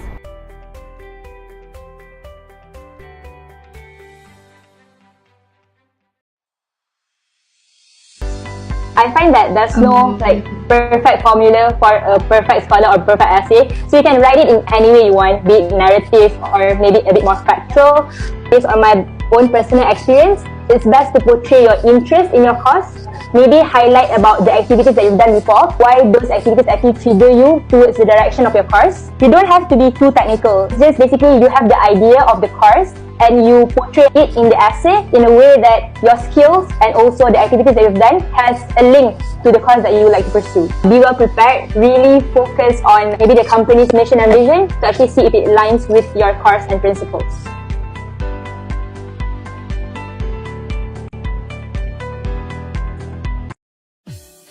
A little bit about AUSMAT. When you complete the Australian Matriculation Program, you get a Western Australian Certificate of Education. You will get a ATAR. If you got an ATAR 98, it means that you did better than 98% of the students who sat for the Western Australian Certificate of Education. And this ATAR is calculated based on 50% of your internal marks. So any tests, quizzes, assignments, oral presentations, whatever that goes on the entire year, that counts for 50% of your ATAR. And the other 50% comes from the exam in November. I joined the January intake, so that was about 11 months. It ended in November. And then before I knew it, I was off to university in February. So it's just really fast, a very smooth process. In terms of where this program can take you, you don't necessarily have to go to Australia. I know people who have gone to UK, Singapore, Ireland. So although it's called Australian Matriculation, but it can really take you anywhere. So if you are planning to do AUSMAT, I recommend that you do it at Sunway because the lecturers, subject coordinators, everyone, they're just super experienced because they've been providing AUSMAT for years.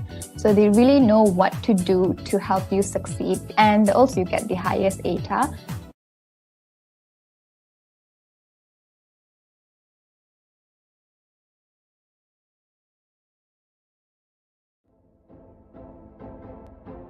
A-levels is basically just an extension of your SPM knowledge. It can be either 2 years or 1.5 years. I took 4 subjects myself: chemistry, physics, maths, and also further maths. I already knew that I wanted to study engineering when I entered university. So I picked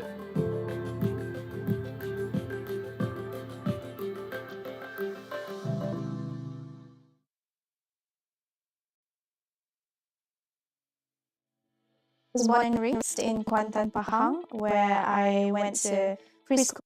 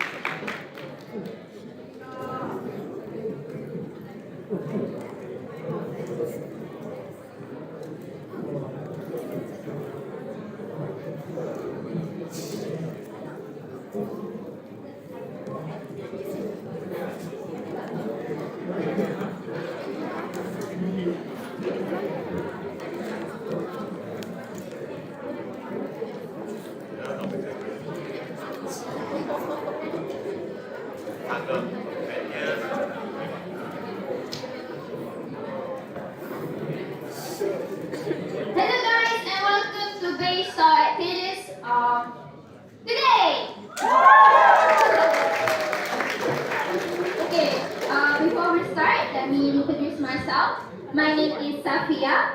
I am a YTD scholar. I also was offered YTB Mara and also YAN. YAN stands for Yayasan Angkasa Negara.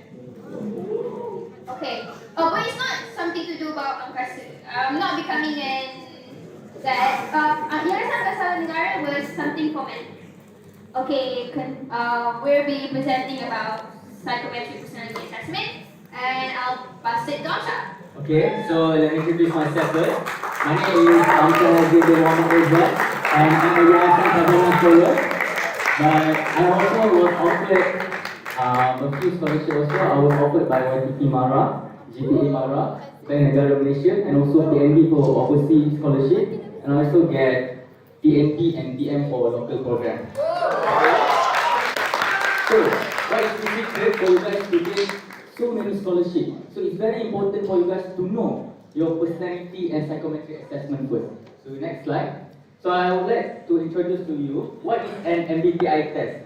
So basically guys, MBTI test is a personality assessment. And next slide. Okay, personality assessment, which is, it can classify you to 16 different personality, which is, it has extroversion or introversion, so it can decide whether you are extrovert person or introvert person. Are you a sensing person or intuition person? Are you do your judgment by thinking or feeling, or either you are someone that loves to judge people or you are perceiving people. So the functions of MBTI test is to know to explore your natural inclination, like whether you're more outgoing or reserved, rely on facts or intuition, make decisions with logic or emotion, or you prefer structure or flexibility. And the goal of MBTI test is actually to provide insight into how you want to approach your life, how you value your judgment actually, how you want to approach your work. Are you someone that prefer to work in group, or are you someone that prefer to work individually? Or how you want to approach your relationship. So I mean that if you're someone that introvert, you must couple with someone that extrovert, right? So you are 50-50 in the relationship. So that's why it's very important for you guys to know your MBTI personality test. But I would like to give early warning, okay? Do not let psychological tests determine your fate in life. So basically actually, MBTI test is just additional indicator to set your goals and assess your personality only. Don't solely depend on it. Just because you are an introvert person, let's say. I do not want to say that introvert is a negative personality, it's okay. But don't let it as a reason that, oh, I cannot apply scholarship, or I cannot communicate with others because I'm an introvert person. Don't let it decide your fate of life. So therefore, it's important for you to improve yourself from time to time based on your MBTI test and your personality, okay? So. Also, one more thing is that you guys have to remember that you determine your MBTI, not the MBTI determine you.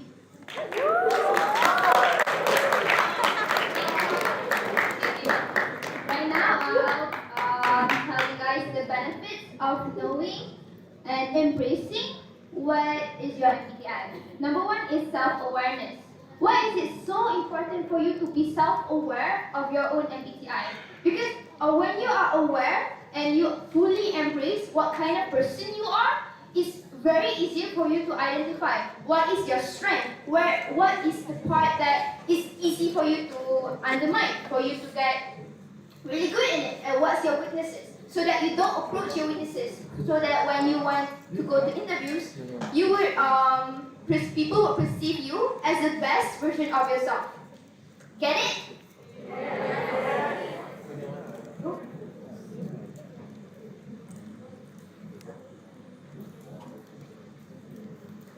Okay, second. What was that? Okay, second is communication. Right? You guys can see it right now. So, okay. Communication means that, okay, MBTI, in one MBTI, there's four elements in it. So, when you are self-aware of what person you are, it's easier for you to communicate with a person. For example, I'll give you an example, it's easier. If your friend or a colleague asks you an opinion, about a job, for example, or a situation he or she is in, Then if you are a person who is more to sense or intuition person, so you would approach the situation more to like rationalizing he or her or their problem. I'm sorry. You would rationalize their problem. But if you are more like to sensing type of person, you would be more sympathy with the situation. So both of this will give in different results, different opinion, but it doesn't matter. The thing is, when you know yourself, is different type of communication can be happen. Career path. Well, if you're like an extroversion person, you can if you're an introvert person, you can expect to be a sales advisor. Can it? Can you be a sales advisor if you're an introvert person? No, I can't hear your answer. What is it? Yes? No? I think. Okay. If you're an introvert person, would you think your target for your sale will boost or not? Exactly, no. Because you won't go to a person and say, Asha, do you think you want to buy this? No. If you're an introvert person, you won't approach someone like that. Definitely no. And lastly, choosing environments. One thing I would say about this is that, okay, I give you a situation. What if you are given a choice to work a job that you really, really love, but then the salary is not high enough. Compared to another one is that you were given a job, but something that you don't really enjoy, but the salary is very high. Which one will you choose? Let me hear answer. Which one will you choose? High salary? Are you sure? You only get to live once. Why do you want to do something you don't enjoy? You only get to live once. But remember, at the end of the day, you could still achieve the same amount of salary. It's just a matter of time. So choose something that you like, because you only get to live once in this lifetime. Don't regret doing something that you don't want. Okay, let's do some experiment. So let us, everyone in here. Yeah. Okay. I want to see hands. Those who are an extrovert person, raise hand please. Who's extrovert? Raise up your hand.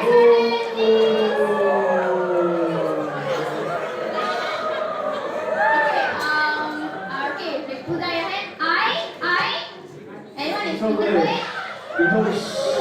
Introvert.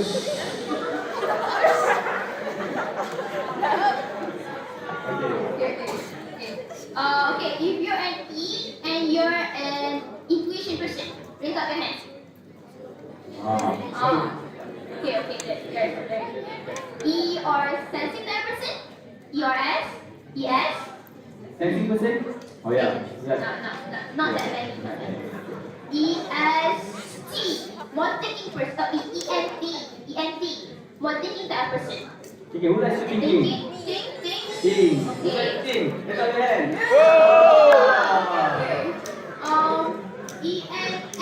ENF? What's an F? Feeling. Feeling guy.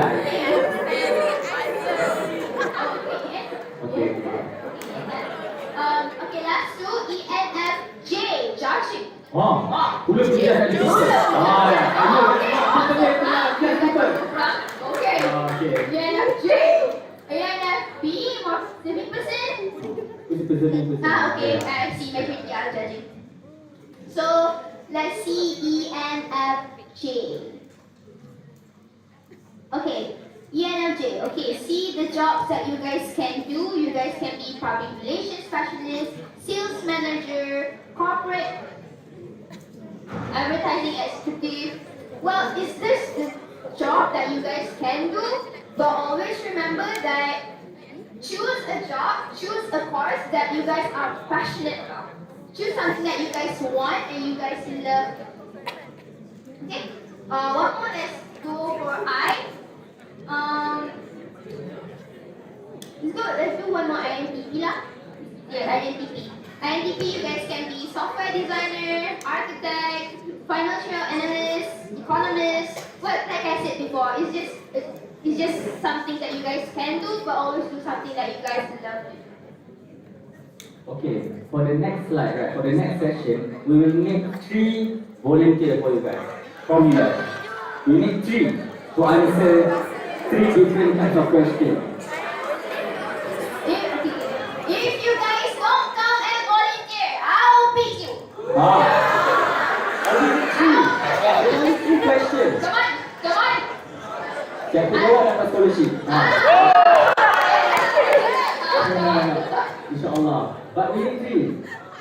Okay. No. 10, 9, 8, 7, 3%. 6, 5, 4,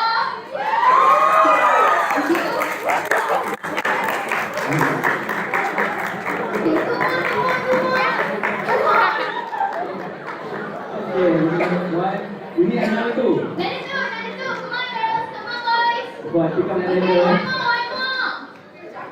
I know some of you need. Okay, 2. One more. Come on guys, come on lah.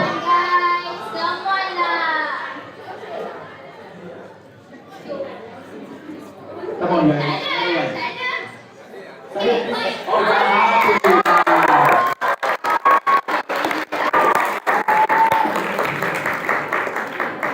Okay, for this question, right?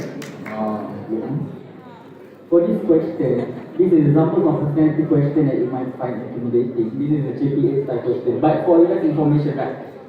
Tests can be asked in Malay or English language, but usually JPA and MARA are the one that will ask in Malay. The other scholarship body will ask in English. But it's okay. Try. Okay. Who want to answer the first question? Your response can be in Malay or English? What? Yeah, okay. Alright, so I will read the question first. Apakah anda diberikan tawaran untuk bekerja di syarikat terkemuka luar negara seperti SpaceX lepas tamat pengajian? Adakah anda akan terima tawaran tersebut atau tolak tawaran tersebut dan pulang berkhidmat di Malaysia? Okay, I want to finish up on Well, sebab the question was given in Malay, so I will answer in Malay. Okay. Alright. So for my opinion, dalam pandangan saya, jika saya diberikan tawaran untuk bekerja di syarikat Allah macam tahu SCVM lain, tak apalah, we've been there, done that. So, jawapan saya adalah saya tetap akan tolak tawaran tersebut dan pulang berkhidmat di Malaysia. Hal ini kerana JPA adalah suatu syarikat yang bagi kita beasiswa dari dalam negara ataupun luar negara. Beasiswa tersebut datang dalam atau luar? Dalam negara. Jadi kenapa kita, of course lagi dia ambil kita untuk berkhidmat kembali kepada negara, tanah tumpahnya darahku. Thank you. So actually, it's a good answer actually, because this question is want to ask your willingness to serve back to your nation. Because just before this slide, we need to highlight that GPA is a bonded scholarship, so they want you to serve back for the nation for 8 to 10 years, if I'm not mistaken. So of course they want to find someone that willing to come back to country and serve back for the nation. So if they ask this type of question, personality or assessment or whatsoever, please align your answer with the scholarship group, okay? Don't be too honest actually, okay? Alright, for the next question.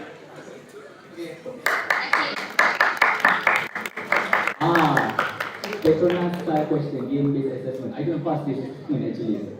So, I don't know. Okay, this, only you need to choose one picture only. So, who want to answer this question? You need to choose one, and why you choose the picture? Personally, I will choose the second picture. She choose second picture, okay. Why? Because I'm more of an introvert person. Of course, I am very willingly to work with other people, but preferably I will work with myself because I feel that it's the most efficient way. Okay. Alright, thank you. So, okay, it depends on people, right? somebody will choose on the right side, someone will choose on the left side. Depends on you. There's no right or wrong answer. This test is want to test your personality and they want to build your portfolio based on the answer that you give to them. Okay, so you can see. Okay. Alright, so the next. Yeah, I remember this question. Okay, last question for you. Okay. You just got a job at Khazanah Investment as an investment analyst, and you notice that your head of department is embezzling the company's fund to cover his son's medical expenses, which currently suffering from brain cancer. What would you do in this situation?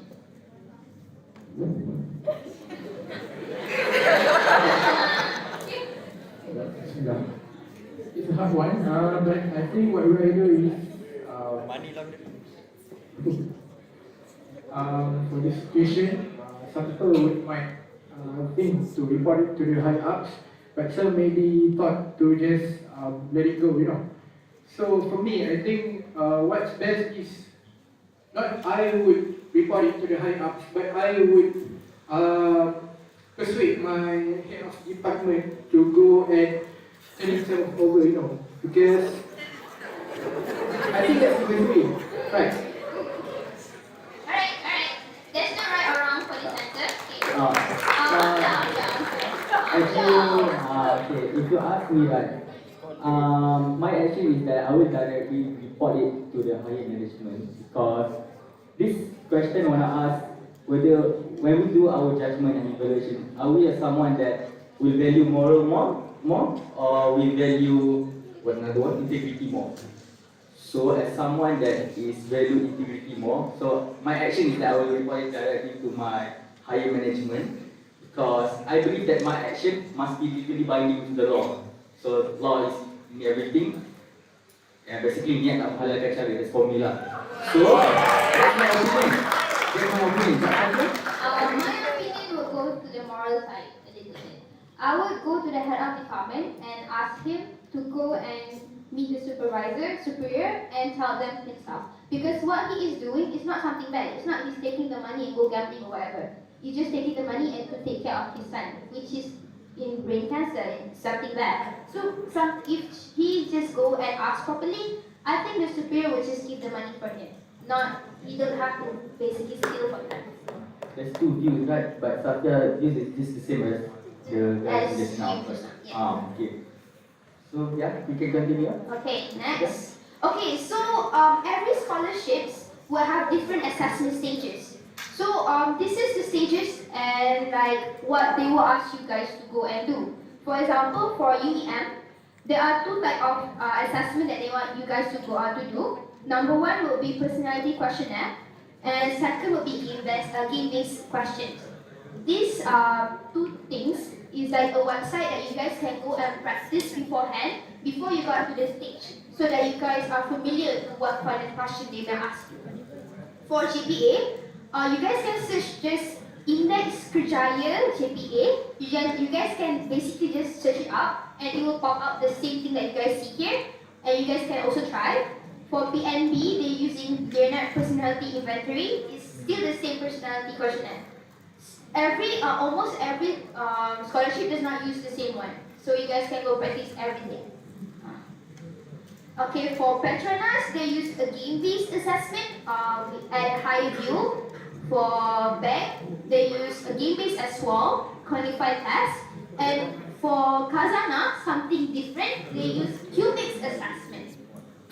I'm not sure, this is not the same website as what Khazanah used, but you guys can go and practice there and practice a field test. This is where you can also practice Q-based assessment. Okay, so tips for answering question effectively. Even though psychometric and psychology test is basically, there's no tips actually, to be honest. But I need you guys to remember 3C that you can use, which is character, consistency, and also coherence. So I will explain it one by one. So first slide, next slide. So character. So for character, right? Don't lie about your choices, okay? Because it might backfire on you. So answer the question that asks about your personality based on your MBTI, based on yourself, okay? Because they can detect whether you are lying or not. They use the question that they ask to build their own personality domain. So if you are lying to them, they can find out some contradiction in your answer. So be careful with that, okay? And then answer the question based on your personality only. Don't ask for help from the others. Don't ask your help from your parents, don't ask help from friends, from teachers, from your girlfriends or boyfriends, okay? So, and another one is don't do the test with someone else. Because I've heard before this, one of my colleagues or one of my friends, he did the test with his girlfriend. So, you don't need to do that. Cuba bayangkan kan, the first question, oh you value which one the most, your relationship or your work? You want to answer your work. But, and then suddenly your girlfriend scolded you, oh you value your relationship less than your work. So, you get into fights with others. So, I have some example questions that test your character. I want need one volunteer to try to answer. This is a test so that you guys not bored. Okay? Come on. Adi, you want to try to answer? Yeah, come on. Yeah, come on. Yeah. I'm tired to ask for someone else.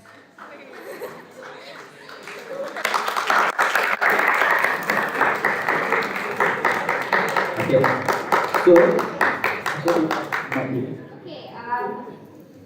okay, there are 3 questions that test about your personality. Choose the statement from the 3 that most closely describe how you are at work and the one that least closely describes how you are. So this is examples from PAPI. This is an example of YK assessment. So try to answer. Alright, so the first one, I enjoy being the focus of the group. Kind of true, agree. I like to try different ways of doing things. Agree. Okay. And then last one, it is important to me to be successful. Agree. Okay. Alright, thank you. Okay. That's all. This answer is honestly, okay? So, for the second one is consistency. Okay. Be careful with the 3 questions that are asked in assessment like this, okay? Because some of the questions might be repeated but phrased in different ways. So the direct example that I can give is from personality diagnostic inventory, JPA assessment. And I need another one also, volunteer to answer. Just agree or disagree on the boys. Come on.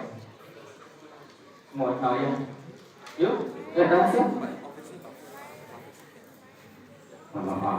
So I pick on. Siapa lagi ni pick someone? Siapa itu?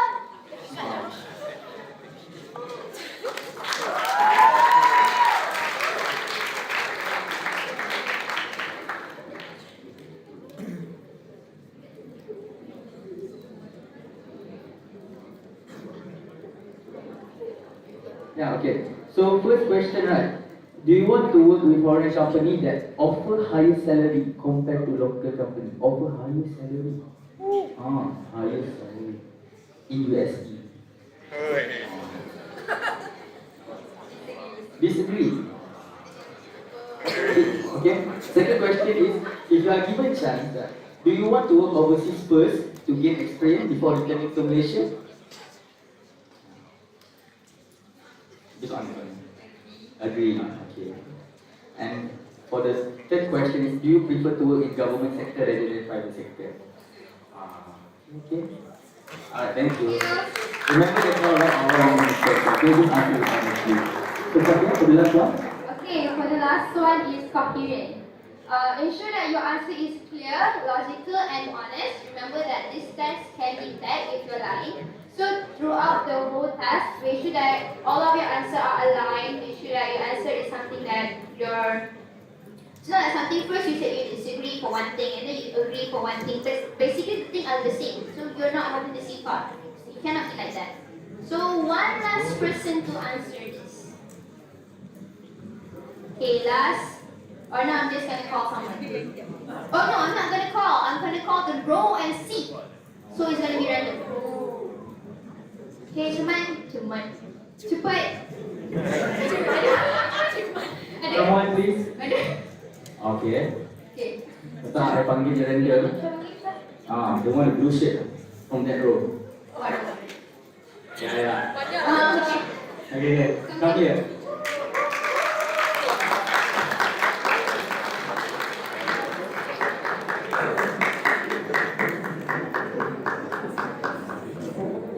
Okay. Alright, let's answer the question. Number one, I have been truthful to everyone. Disagree. Disagree. I have never reprimanded others. Disagree. Disagree. Okay. I have never stolen anything. Disagree. Okay, Okay, show something good. You're being honest. Okay. That's good. That's something that our scholarship wants to hear. Okay. You're being honest. It's not something wrong. It's not something wrong. Okay, so that's all from us. You can reach me out. That's my IG there. You can also reach me out through my IG if you have any questions. Okay, that's all from us. Thank you.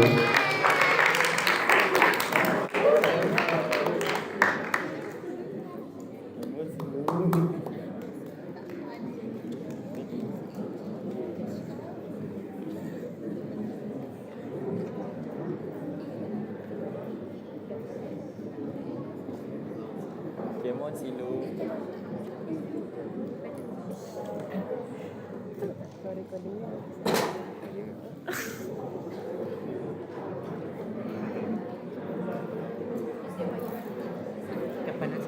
Hello.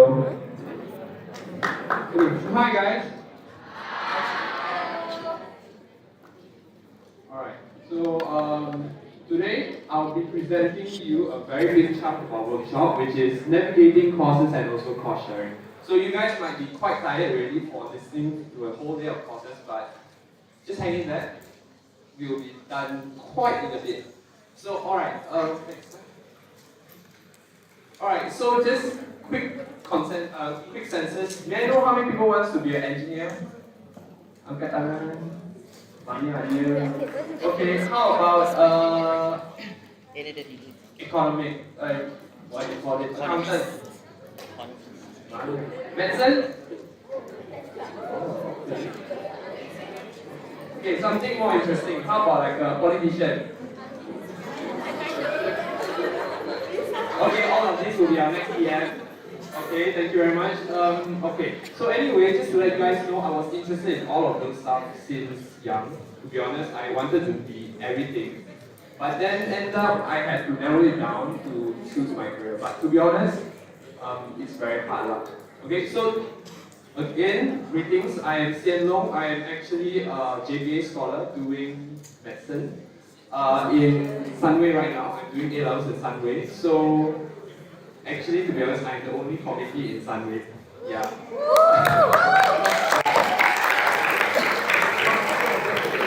Alright, so these are just some very, very popular courses that you can find in Malaysia and it's seriously in demand right now.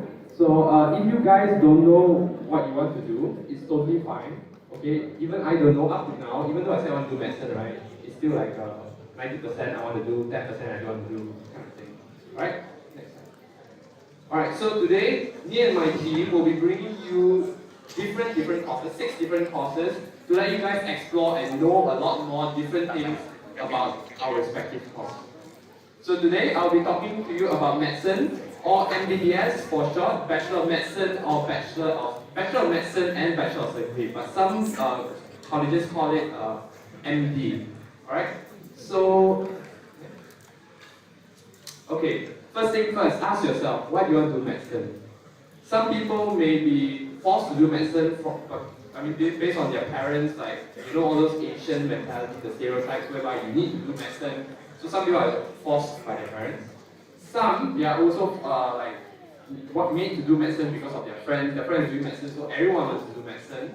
Or, I hope it's not because of okay, so basically all of these are very superficial image of being a doctor. It's very, very fake, to be honest. So, what I advise is basically follow your heart. So if bio student here, you know what I mean by follow your heart. Just follow the sound of your microspeed and try to speak well. Alright? So yeah, so this is medicine. Alright, so medicine, our degree comes in 5 years. two phases. Number one, preclinical, 2 years. Basically, it's a very boring 2 years in the uni, just listening to your teacher talking. But it becomes more fun when it comes to phase 2, which is clinical training of 3 years. So these 3 years, you'll be basically doing rotations in clinics. So it'll be more fun because you get to experience different specialty and also you get to work with different people. It's basically like you're shadowing someone like that. Alright? So then after your 5 years, you're not done yet. You still have another 2 years houseman which you need to serve. Then you register with MMC, 2 years compulsory service, and lastly you continue with your work or specialization. So if you count your fingers, I mean you can use your 10 fingers. 5 plus 2 plus 2, 9. Then that's excluding pre-U. So pre-U around 1-2 years plus minus. So around 10 years after SPM, you can only become like a full-fledged doctor. Compared to other courses, like everyone here, they are going to become, they're going to go into the working field in like 5 years, where I'm going to be slower than them by 10 years. So basically, you can say I'll be a full-fledged doctor if I want to be a doctor at 30 years old, while all of them will be working at 25. Yeah. So anyway, what are the careers out there that an MBBS degree offers? Would definitely, obviously, be a doctor or specialist. It's common sense lah. But if suddenly you hate being a doctor, you can also become a lecturer or administrator or involve yourself in R&D. So R&D is basically like research and development. You're like doing research new drugs and like the Pfizer vaccine, those kind of things.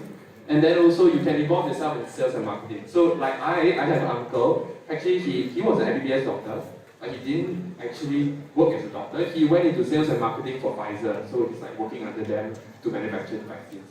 So anyway, medicine is a very broad field. It has many disciplines. That's why it says a multidisciplinary field. Because you have a lot of specializations that you can delve into, like you got surgery, neurology, cardiology, peds, ops and gynae, ENT, and banyak lagi. So it's suitable for you if you like to solve problems, or if you like helping others, or even if you like to work long hours under stress, which is a confirm you will be facing lah. Alright, so like for me, why I did medicine, actually to be honest, I didn't want to do medicine since young. Since young, I always wanted to do engineering. But the last 3 years, I changed my mind into doing medicine because actually I got grandparents and also my family members going into hospital, and I feel like kesian lah, sebab I can't really help them, right? I can't cure the diseases. So hence, I'm open to a degree of medicine now. But that's not 100%. I still got another 20% of me want to do engineering, another 20% of me want to do biomedical. Alright? Alright, so as I mentioned, I only wanted to do medicine like 2-3 years ago. So what I did to actually know if I really wanted to do was personality tests, like this MBTI and also RealSci.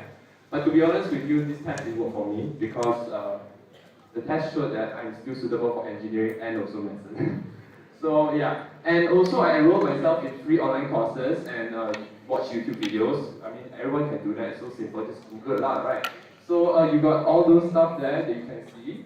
Yeah, and also I talk to people. Basically, I talk to anyone I could find. Go on LinkedIn and talk to all my family members who are doing medicine, just to get their first-hand experience and also their views on being a doctor. But obviously, everyone of them told me not to become a doctor. Okay? Because all of them said that doctor is susah lah, this, that. Okay, so anyway, besides that, I also did volunteering in health societies to really determine I like to see blood, all those kind of things. So I did mine in NCSM, National Cancer Society Malaysia. And I also work part-time and also internship in a clinic, and actually up to today, I'm still doing that right now. And yeah, talk to people basically. Okay, so just some misconceptions before I end my slot. A lot of people think that medicine is only for the smartest and the brainiacs and those young only know how to study, but that's not really true. It's about actually being a doctor, you need to be an all-rounder, you need to have good soft skills, you need to be able to communicate with your patients well. So even though you are a straight A student, okay, even though you're a straight A student or you are just like, you know bio so properly, but you may not even be able to come out as a successful doctor if you don't have a good soft skills. Alright? So another common misconception is that medicine is only for the rich. Okay, even though, okay, actually this, to be honest, this is partly true. Okay, because, okay, just agak-agak lah. In Malaysia, medicine is around $500,000. If you go to UK, it will be over $1 million. Yeah. So, but it's a misconception about I don't need to pay for my degree.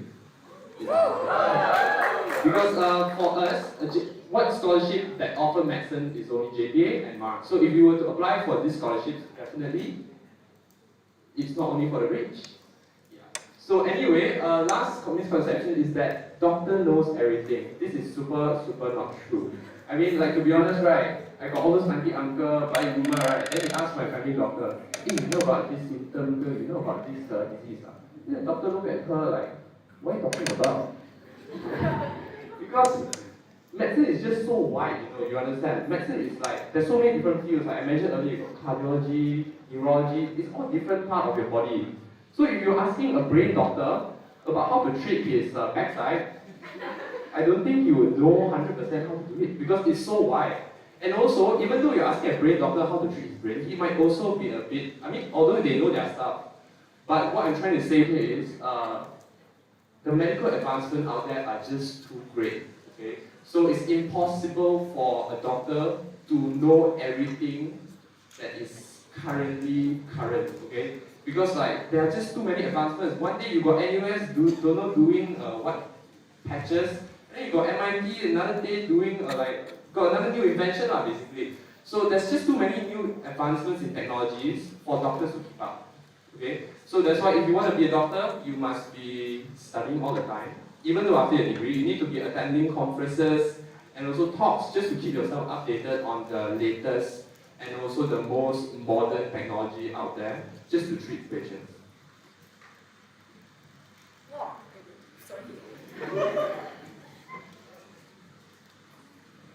Wow, medicine sounds so good. Are you sure? Yeah, not really lah. But okay, let's say not yet. Okay, but like I'm pretty sure like some of you in this room right now probably like actually do want to pursue medicine. But what if there are some obstacles that stop you from doing so? Like, oh, it's too expensive. Like what Sam said just now. And then like what was mentioned earlier on by Azriel and Amalia, there's so limited scholarship options for medicine. What can I do now? How can I pursue medicine? Or maybe I can pursue something similar to medicine. Well, fret not guys, for I will be introducing to you all.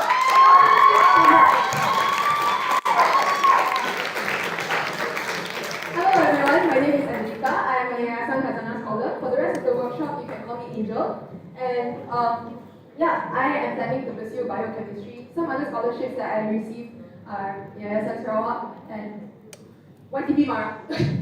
But yes, I will be presenting to you guys what exactly is biological science, an alternative to medicine, an alternative to medicine, or should I say, the art of pursuing medicine, but not really. So, some of you may be thinking here right now, hey, what exactly is biological science?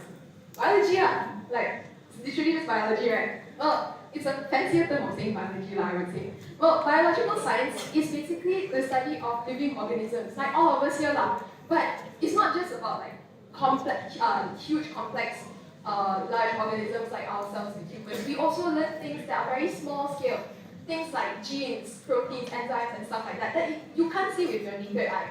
And from that, you can probably see that like biological science is a wide field. It encompasses a huge spectrum of study, which is why there are so many courses here under biological science.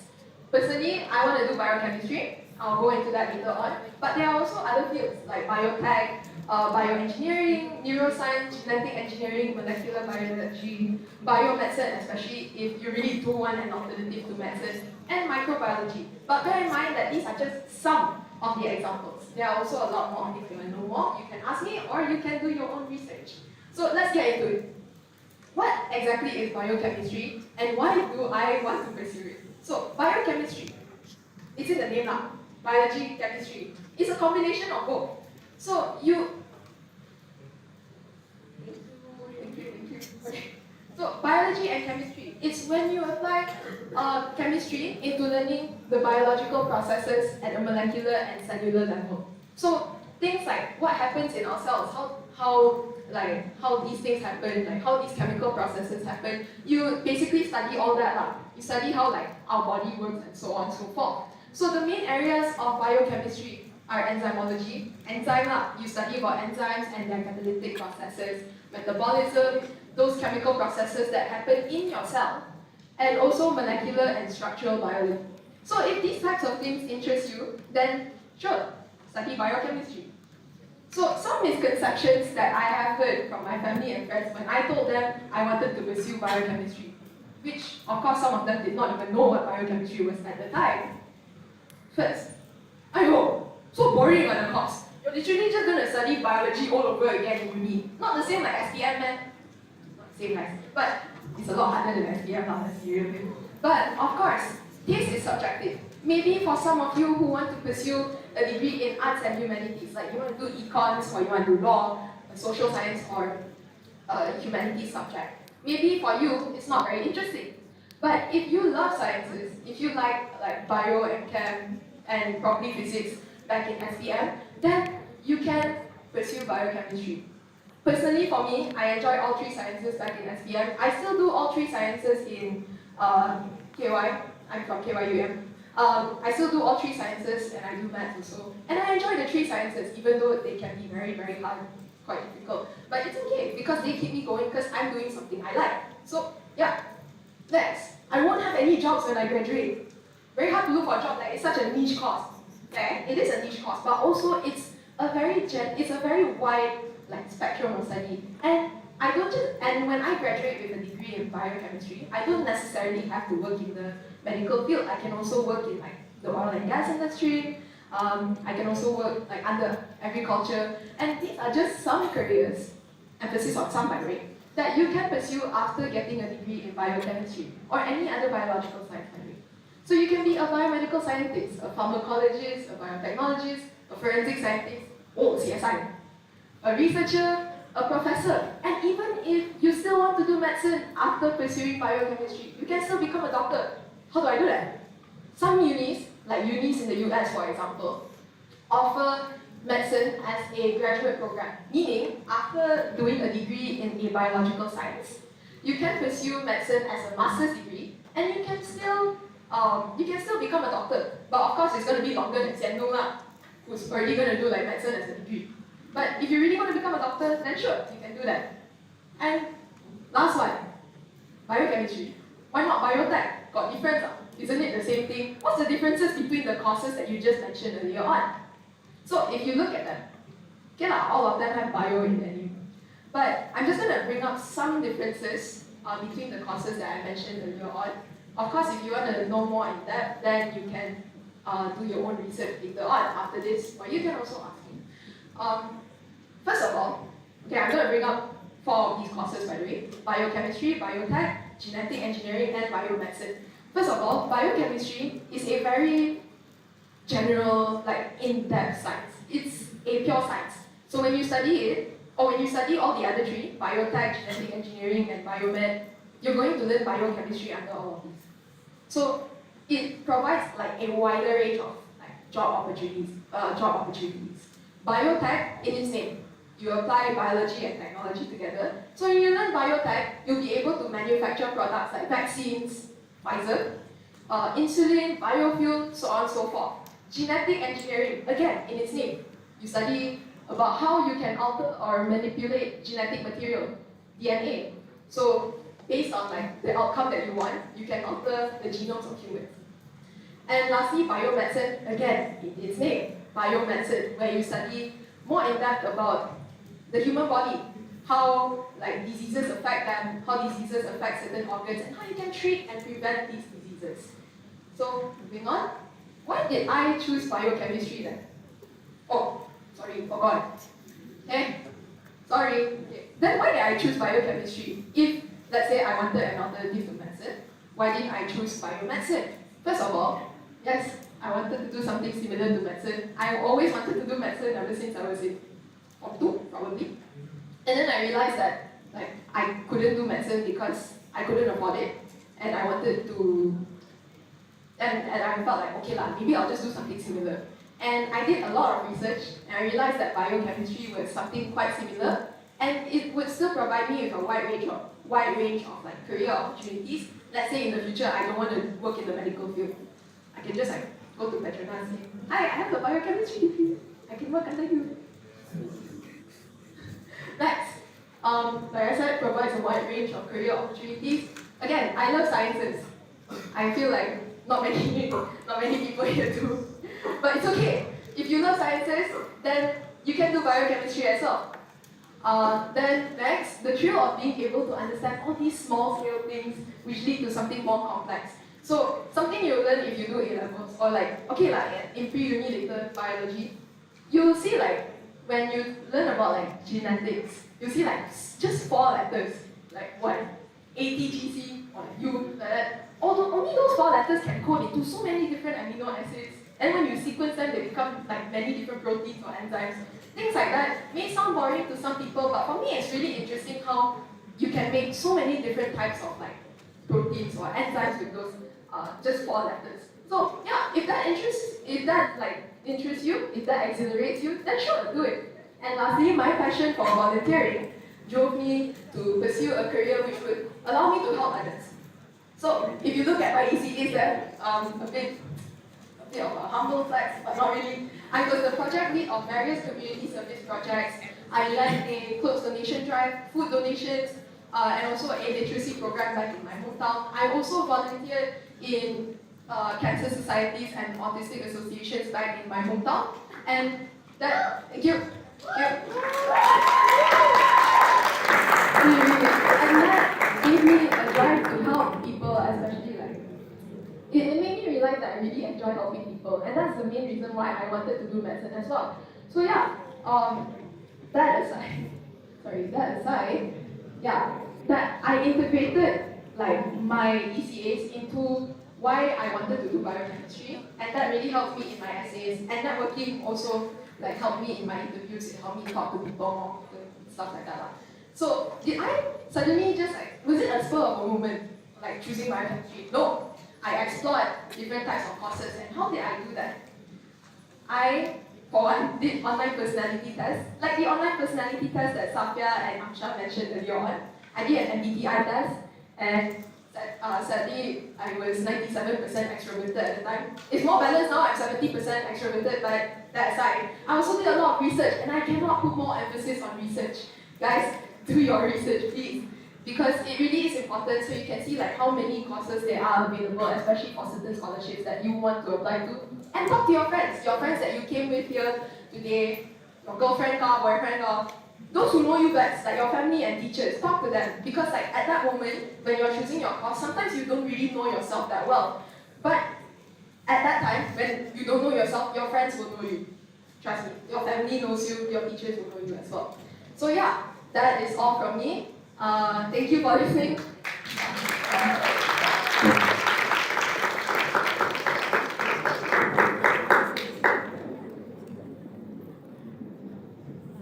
Mengantuk lah.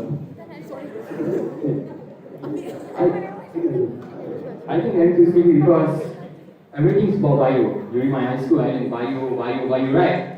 Who hates bio? Please raise up your hand. Okay, let's check together. We hate bio. We hate bio. We hate. Okay.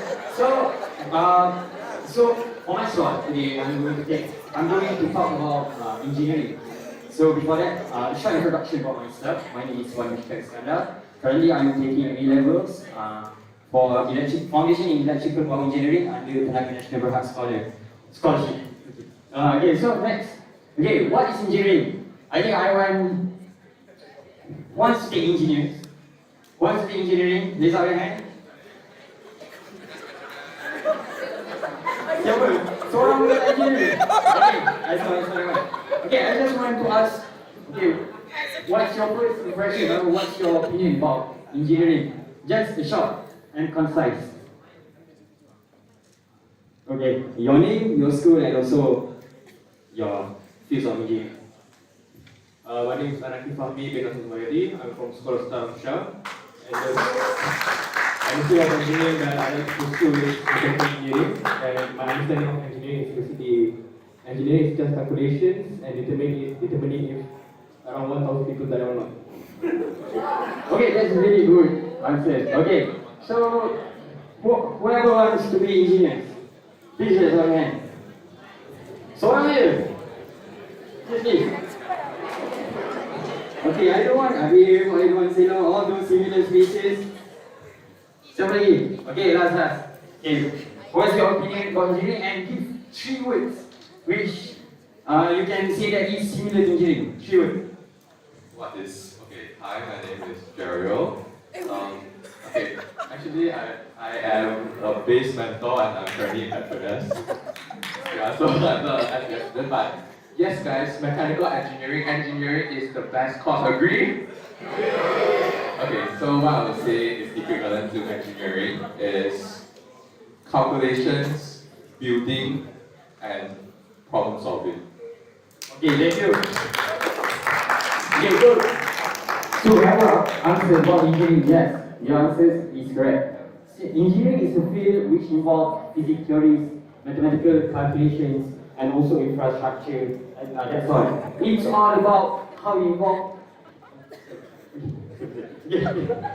Sorry, it's about how you involve in your real world challenges. Okay, next. Okay, in engineering, there's a wide view and perspective and components in engineering. We have electrical, we have chemical, we have industrial, aerospace, mechanical, and civil. Okay, so under each of the component engineering, we have like we call it as anak buah of engineering. So like under electrical, we have like electrical power, we have electronics, we have renewable energy, we have instrumentation engineering. Under industrial, we have like biosecurity, bioengineering, and maybe agriculture engineering. Yes, that's what engineering means. But if I want to deep dive into one by one of each of engineering, it might take too long. So this is a wider view of what is engineering, and at least I expose to you guys about what is engineering itself. Next. Okay, so please ask yourself, why do you want to choose engineering? Since there are only 2 people in this hall want to choose engineering, so you guys, both of you guys, so ask yourself. Okay, yang lain jangan both of you guys, ask yourself, kenapa korang nak pilih engineering? Okay, first is about advices from parents and peers. Okay, this is from my reason lah. Advices from my parents and peers. First, I want to take psychology at first before my scholarship application. But I rather ask my parents about their advices. Maybe about the work opportunities, maybe about the career, the higher salary like. So I asked my parents and then they say that, Mishkal, better you go for engineering lah, I guess. Whatever engineering you minat, so you go. Okay, we support. Okay, secondly, it's all about passion. Since we are a humankind, we place a significant role and we hold a big responsibility in order for us to curb and tackle the global challenges in the world. So right now, it's all about like the issues of ESG, right? United Nations Sustainable Development Goals, climate change principle number 7 and 13. It's all about how we really care about our Mother Earth. So that's why I asked myself, okay, Michelle, so once you're an engineer, you need to contribute to society. That's the meaningful of the engineer. Third is about transition era. Since we are in the era of Industrial Revolution 5.0, we are in the era of artificial intelligence, supercomputers. This really aligns of me and you guys, and both of you want to take engineering to go pursue engineering in your degree. So okay, so last is about either physics and maths. Since as earlier we say that in engineering it involves a lot of physics theories and also mathematical calculations. So you really need to have a passion and also love in physics and so maths, since you will pursue a deeper theory about maths during your degree abroad, inshallah. Okay, next. Okay, so as an engineer, this is my career pathway. I would say it might differ a bit with the one who's currently taking engineering via Asasi degree in Malaysia, like. But it majority is similar. Okay, first SPM, like you guys on this 27th of May, you guys will obtain result SPM. Inshallah, I pray that everyone's got straight A's and got your scholarship. Ameen. Okay. So once you got your scholarship, right? Once you got your result, and then it's time for you to hunt for your scholarship. Apply for every scholarship that available which you really want to pursue in. Okay, next is once you apply, then you got the offer letter from the scholarship itself. You go for your preparatory program. So the preparatory program is called E-level. So most of us we take A-levels, but there's other programs such as IB and also IB. What? Apa? ADP, like something like Korea and so on. Okay, I'm so sorry. Okay. Okay, so most of us in front of me is currently taking A-levels. So A-levels is a 2 years degree program, minimum 3 subjects, and we must match scholarship flight requirements. So we want to study abroad. Like me, I only have 14 points. For what? Yasakasana, they have 15 points. 15 points which mean that 3 days. Like me to A1B, Petronas go to A1B. So there's difference between the scholarship. And then I pursued degree abroad. I got a scholarship, I met the scholarship requirement. I pursued my degree abroad for 3 years program. And then I got for bachelor's for degree. And then, okay, I also take master for 1 year program. And that's the golden opportunity for you to find internships. Since you have the bachelor degree of engineering, this at that time, the company really wants to seek for people who have experience, have knowledge. So this is the golden opportunity for you to gain more experience and knowledge throughout engineering before you want to go back to Malaysia and contribute to your company back. Understand? Okay. So, oops,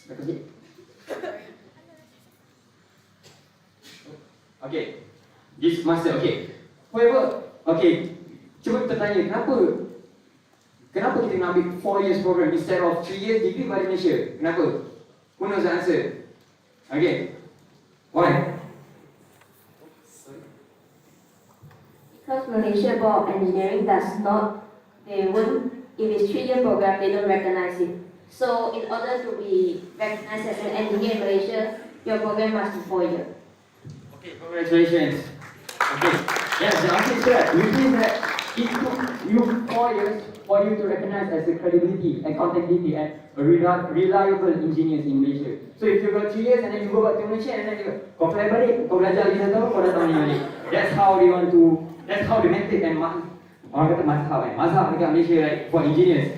Okay, and then for jobs, and your career kan. Okay, it depends on bonded, depends on scholarship term as stated in the contract. Like, as you know, we have like 1-to-1, 1-to-2, which show that, okay, 1-to-1 meaning bonded scholarship means that the number of years you study is must equal to the number of years you contribute to the company. Okay, like example, I take A-levels 2 years and also I pursue degree 3 years, 5 years total. And then so I need to work for the company, how many years? 5. That's what we call 1-to-1. But 1-to-2, which means that I take A-levels 2 years, I pursue my degree 3 years, 5 years. I need to contribute to company 10 years, it times 2, so 1-to-2. Okay, like how GPA and so on. Okay, so bonded depends on scholarship term as stated in the contract. So we have like pros and cons. We are bonded. First, the pros is we already secured our job. Which means that balik Malaysia tak perlu nak pening-pening, tak perlu nak resume pun. Kita dah align with the contracts and kita dah terikat with the scholarship company itself. But the cons is we could not discover any further about what's the real is currently happening. Since kalau kita discover, which means that we are out of our field of studies. So this shows that it might causes the lack of discovery and exposure to us and might hinder with our self-development process. So this that's one of the cons of if you are bonded by the scholarship program. And I think that's all for me for engineering. So you guys, thank you for both of you since you guys want to take engineering. Since everyone tadi orang menjerit, I hate bio, and then suddenly everyone don't want to be engineering. So I think that's all from me. Thank you so much. Assalamualaikum warahmatullahi wabarakatuh.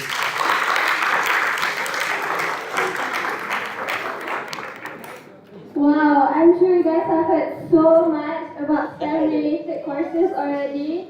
Bio lah, physics lah. I'm here for the people who don't like sciences at all. Good news for you is that your opportunities are still limitless, okay?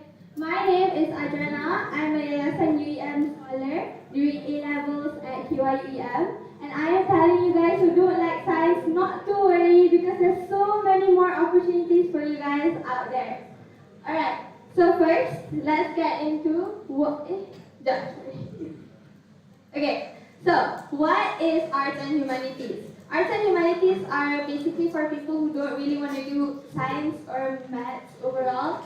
So basically what we do is that we study the human behavior overall, how humans react to things, and it involves so many subjects like psychology, history, law, yeah, so many more.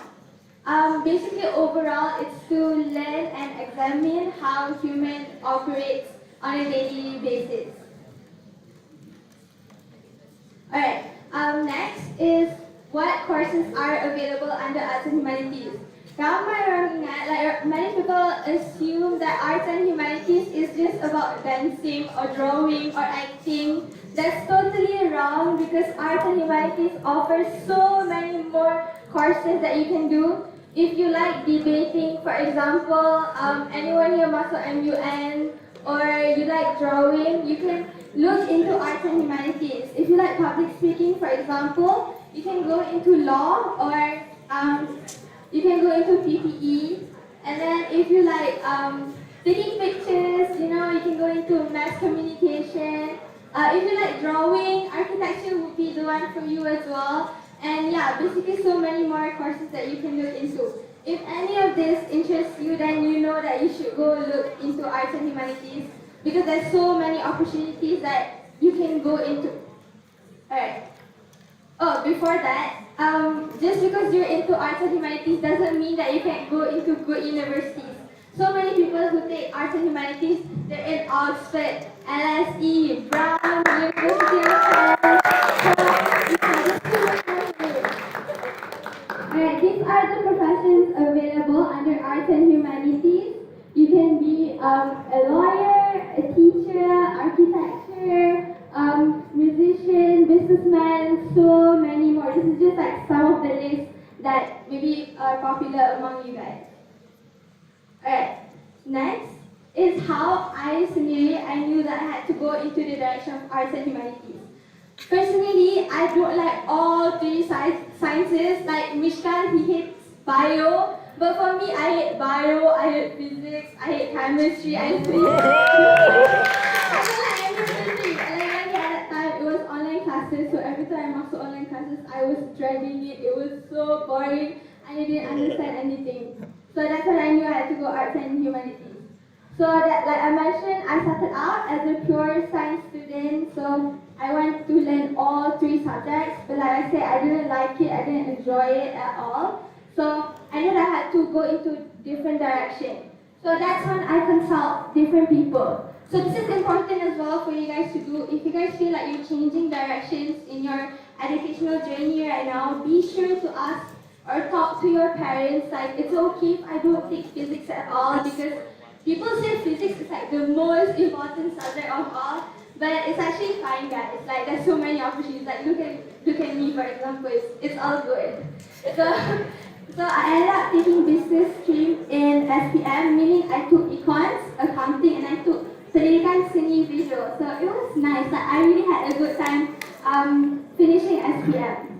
And then because of that, I enjoyed learning economics. So throughout my scholarship application process, I applied for pure economics, which my scholarship Yayasan UEM offered me initially.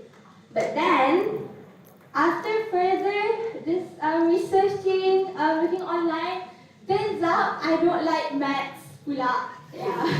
So because heads up, if you guys are planning to do economics in UK, it's very maths heavy. Like you assume it would be like a lot of essays juga. But no, it's so maths heavy. So I didn't want it. I don't like maths sangat.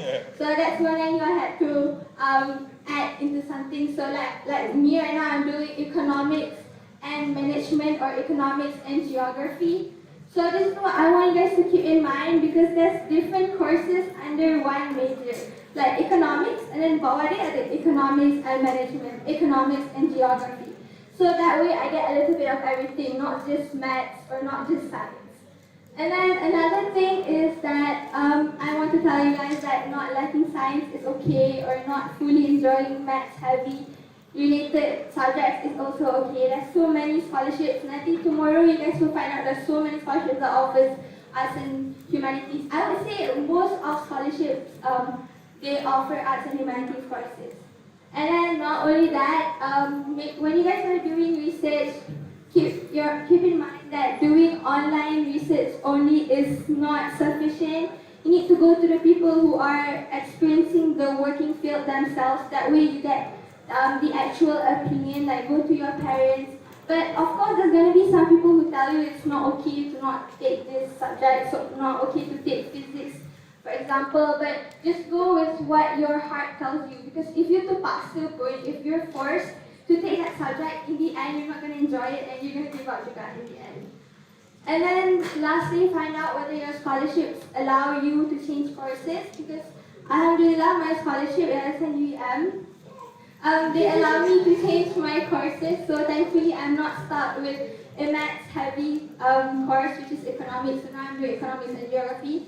But some scholarship, they don't allow you to change courses, so make sure you guys keep your eyes peeled on that tomorrow.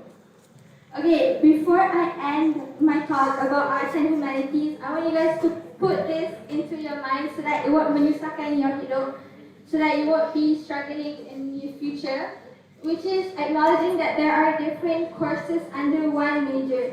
It's something like this, macam contoh, if you're doing pure economics, it's like you get the nasi lemak only, you get only like the timon, the cucumbers, the eggs, which is boring for me. So that's why I looked into something else, like for example, politics, philosophy, and economics. You get a little bit of everything. You get like a little bit of lau ayam, you get a little bit of sotong, you know, so I get a little bit of everything. You don't just learn like one thing. So, like for example, PPE, if you're someone who's looking into the politics, like you want to go into the NGOs or policy making, then you could look into that as well. I think that's what you can know so far about arts and humanities. Do look into that. Don't feel that arts and humanities is not good. That's totally wrong, guys. Don't look down on arts humanities, okay? We're also to struggle juga tau. So yeah, I think that's all from me for arts and humanities. Thank you.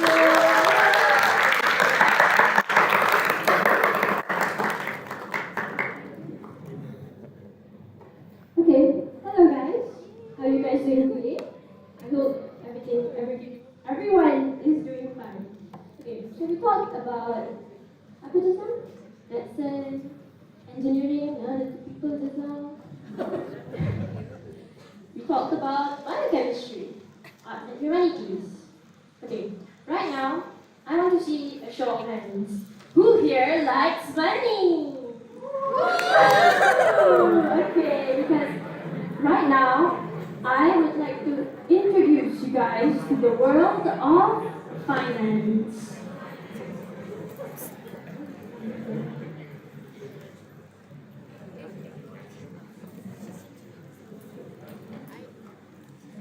Okay, on the screen here, you see photos of two people. So, on the left, we have Hassan Mariko, who is the former CEO of Petroleum National Berhad, or also known as Petronas. And on the right, we have Norza Zakaria, who is the current CEO of the Badminton Association of Malaysia.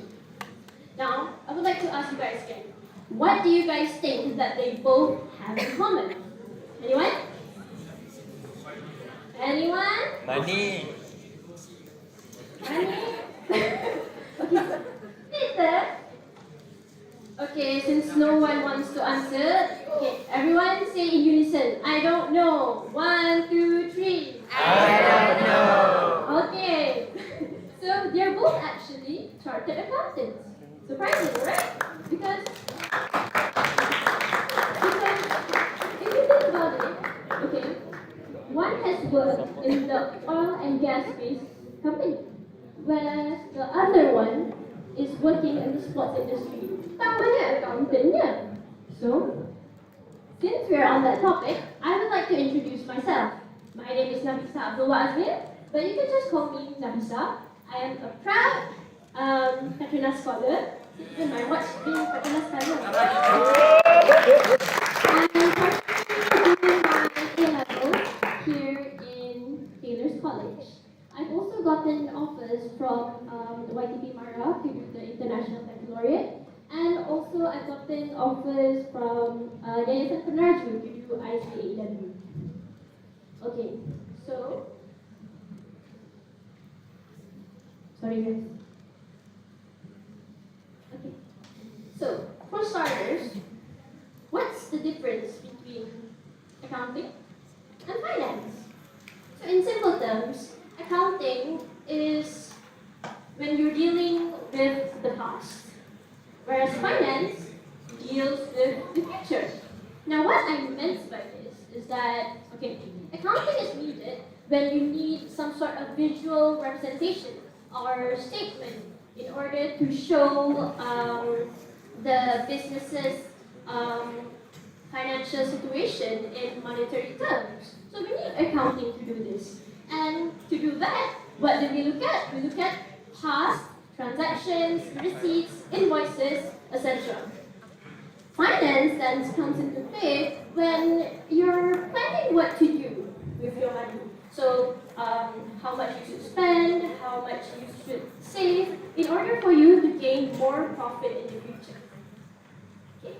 So as you can see here, both accounting and finance, they complement each other. So hence the name of my future major, accounting and finance.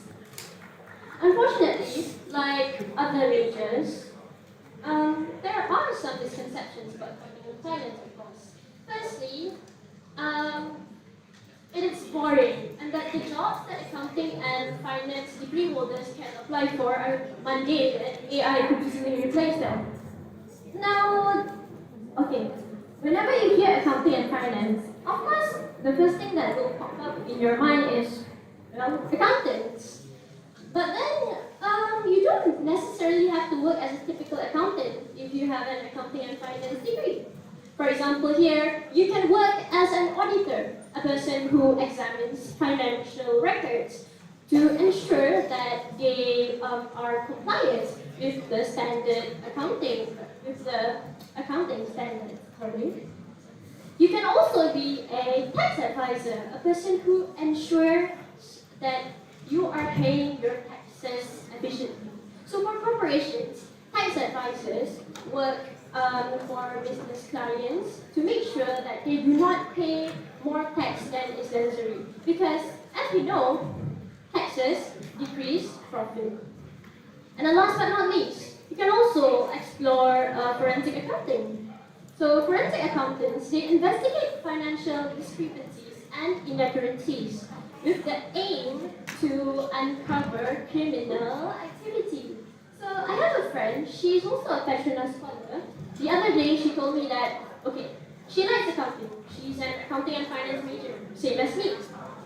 But then at the same time, she also has an interest in law. So what she told me is that she decided to explore forensic accounting. So you can scan this QR code right here for you to know like the jobs that you can apply for if you have an accounting and finance degree. Okay, next up, accounting and finance is mostly for math geniuses. Okay, not really lah. Of course you have to have like the basic math skills and like the ability to handle vast amounts of numbers. But then you don't need to be a genius to do so now. Because we're not doing like Olympiad level maths or like some sort of integration, differentiation. It's just accounting, guys. So you only need just like the basic math skills. You don't have to be a genius in order to take accounting and finance.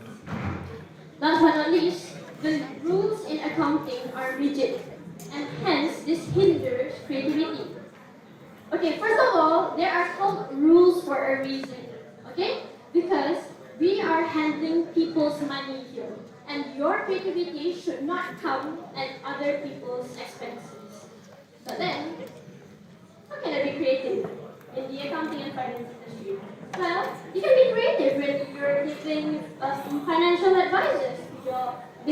science.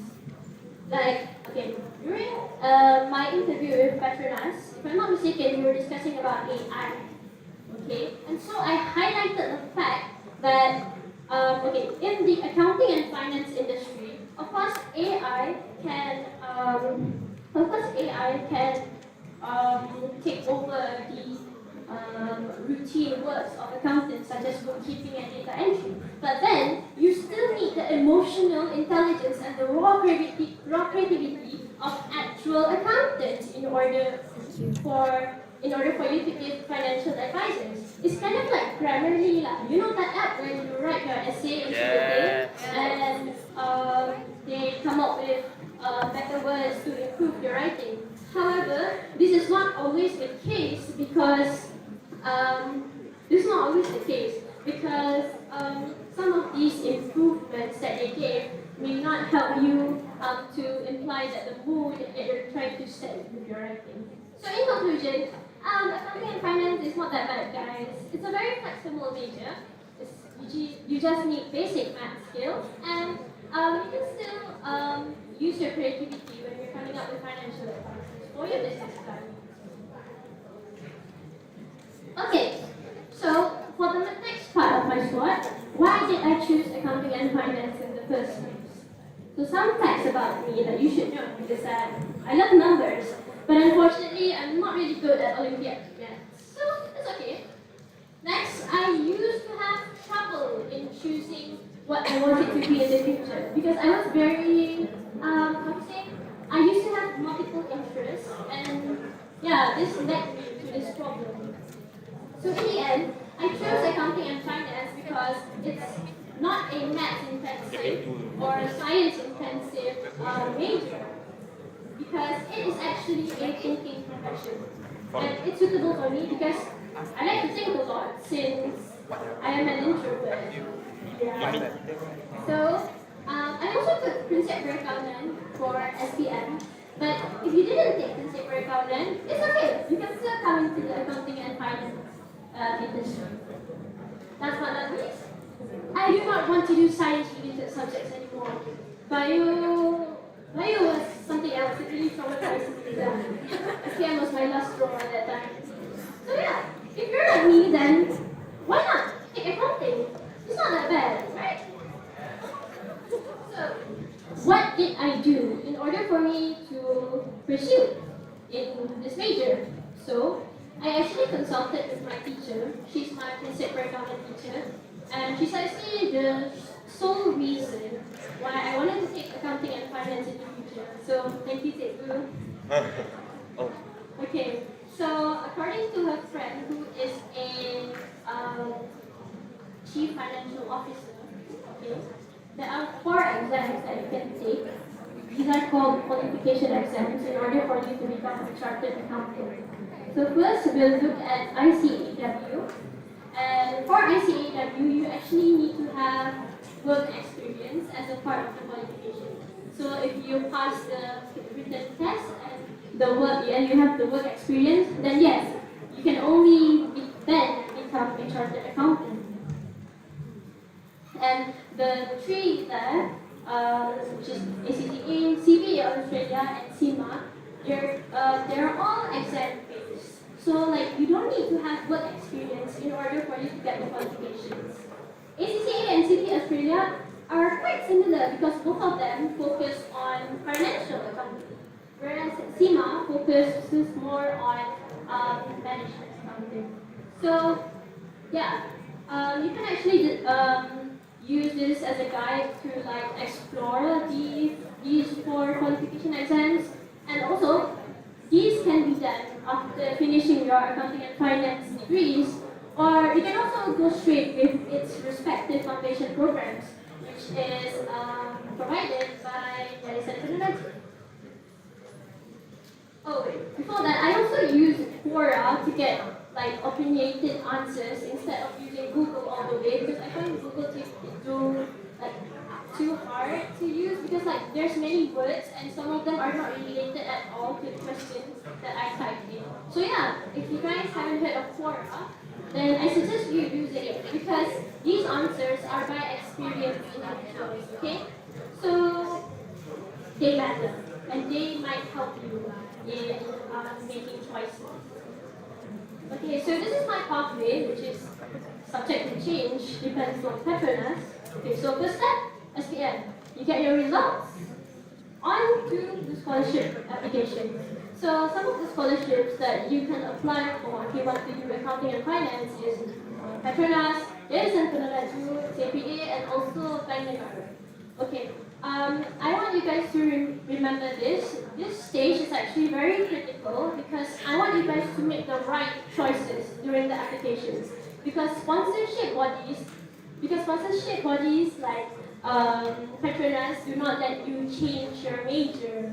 Okay, so yeah, you have to make the right choices. And then after getting my scholarship, I'm doing A-levels for 2 years. And then after that, I will be moving on to my degree in accounting and finance for approximately 3 years. And then after that, I will finish off with my ACCA for approximately 1 year. And then after that, I can finally work at Petronas. According to the bond, it will be 5 years. Okay, so here are some of the extracurricular activities that I did. I attended related talks and programs held by accounting bodies like MSCBA and MIA.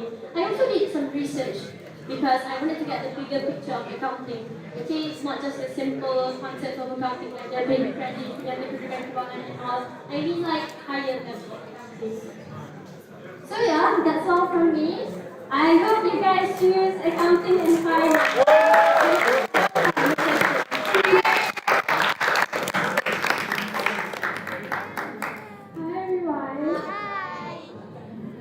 So, I'll also be sharing about my course, which is numbers heavy as well.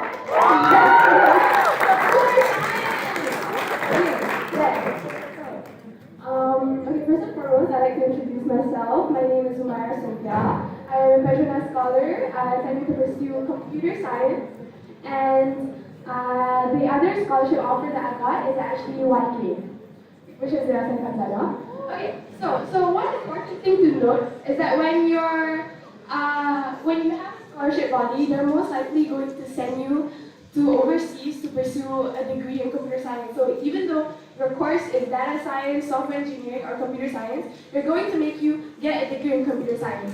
So what does a computer science degree actually entail? It encompasses a wide range of topics. So from the fundamental principles of algorithm and data structures to the design and development of the software and hardware systems that modern our current technology today. And there are a lot of areas of computer science that you would like to specialize in. And okay, first of all is artificial intelligence. So who in this room has heard of AI before?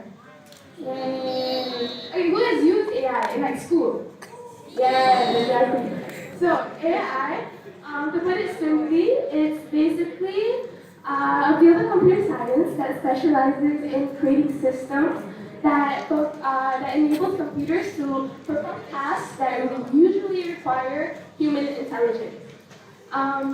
So next is machine learning. So machine learning is actually a subset of AI, and it involves providing data to computers so that they'll learn from that data and be able to perform tasks by themselves.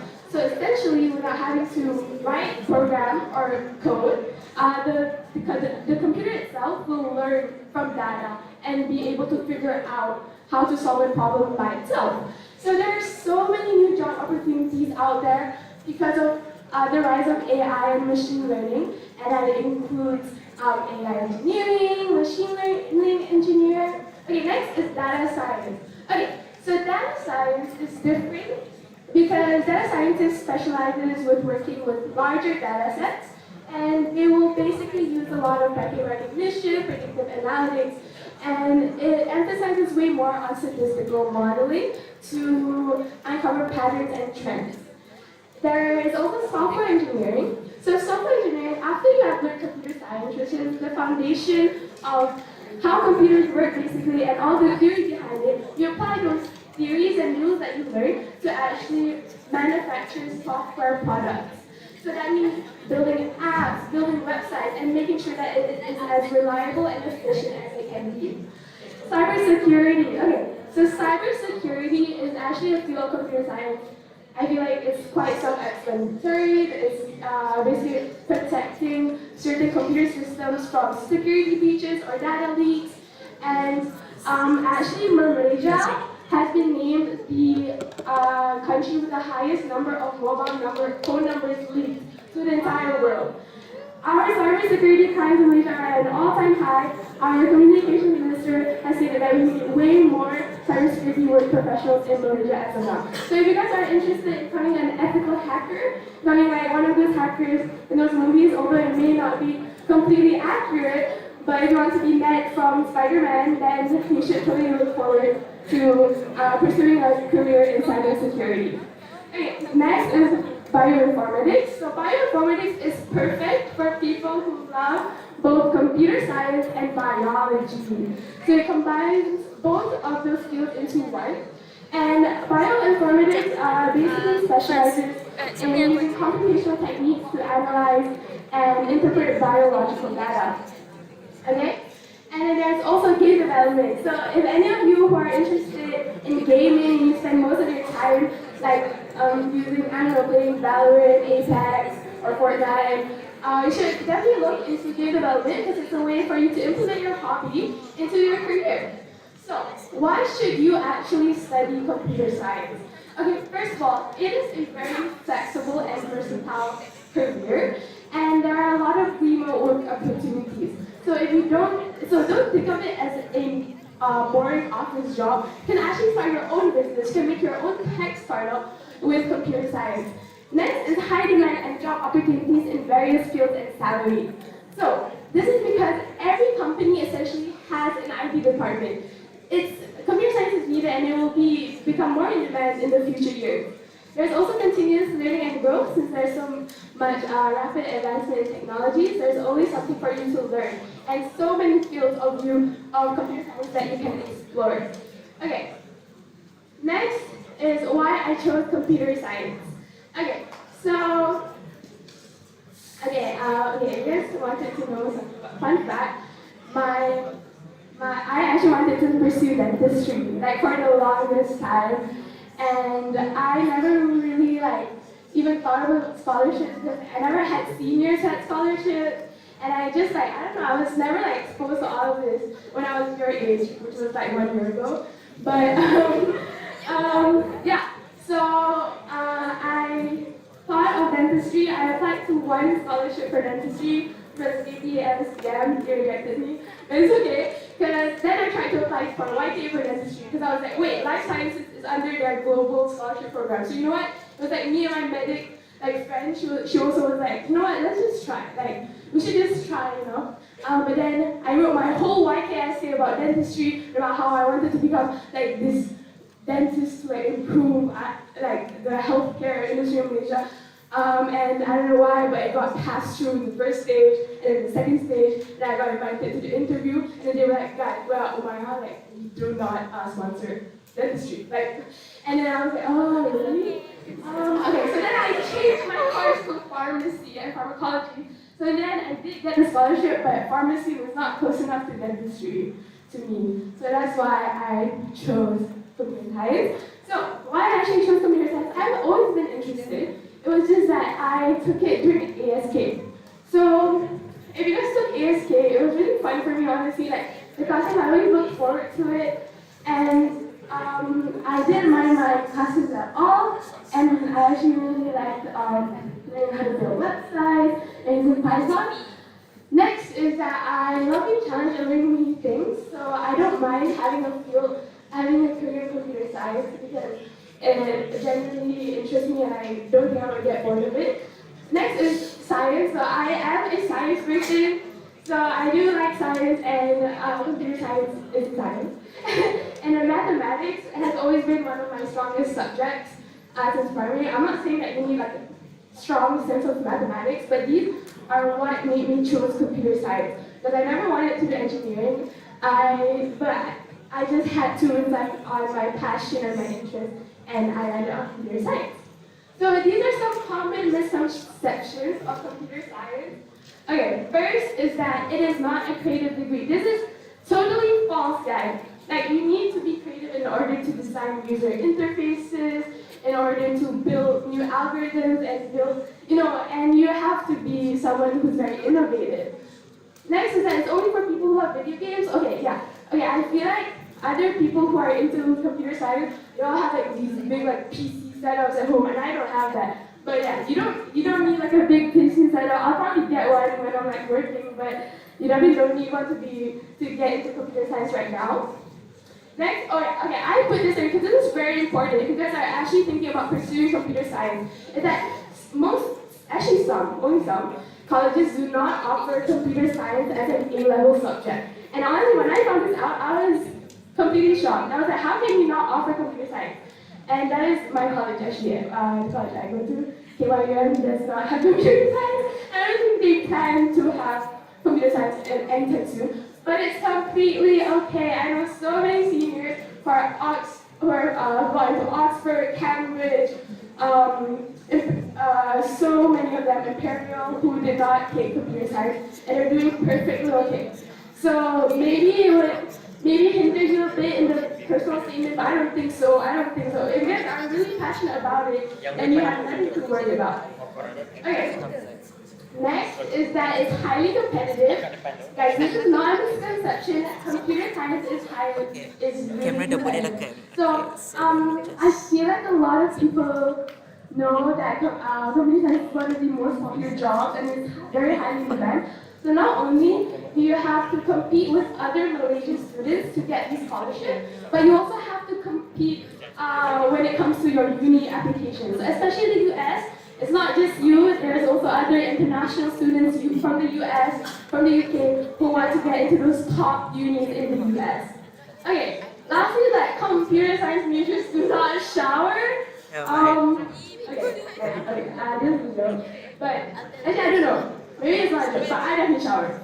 But it's just honestly, okay, this stereotype comes from a culture of hackathons. So a lot of coders, they just have these events where they just like code for like 2 or 3 days straight and they don't shower, they sleep there, they do everything there. So that's why people say computer science majors don't shower. I shower, I don't know about other people. So,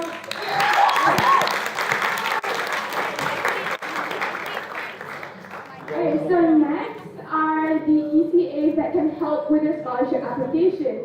Because when you're applying for computer science, you might be having to write your essay. So, okay, first of all, I would just like to say that you should insert like any of your projects that you did during lower form or upper form.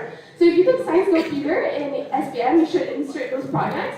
And for PP3 also, so I took ACES. I also did a project for PP3 which was abolished. But yeah. Other than that, if there's still time, you can still get certificates actually when you learn coding for free.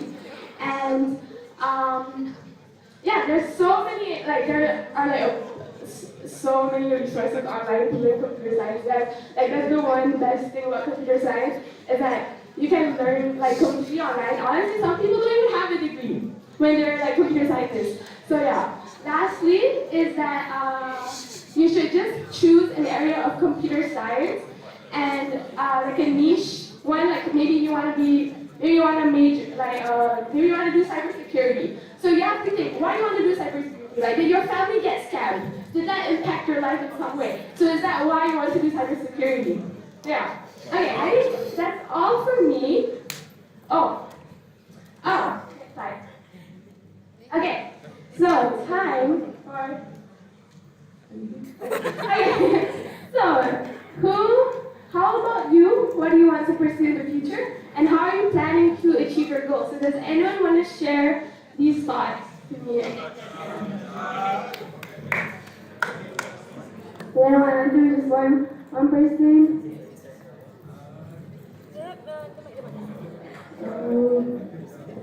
This one, you can share about anything.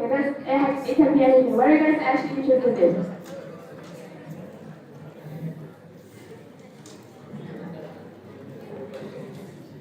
Any volunteers? Anyone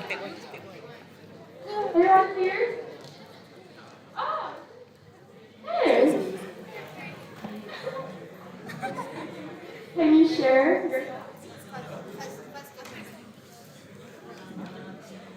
In my opinion, I'm planning on pursuing chemical engineering in the future. I think chemical engineering is something that is super important, especially when it comes to, it's a field that is required by most of the scholarships like Shell and Petronas. So yeah, I'm interested in pursuing chemical engineering because I feel like it could benefit the future. Amazing, thank you so much. I totally know you. What about more? Okay, I'll just go around, okay?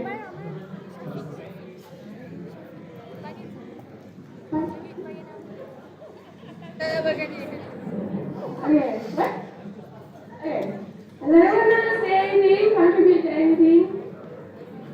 Okay, here. So I would like to study anthropology and sociology in college.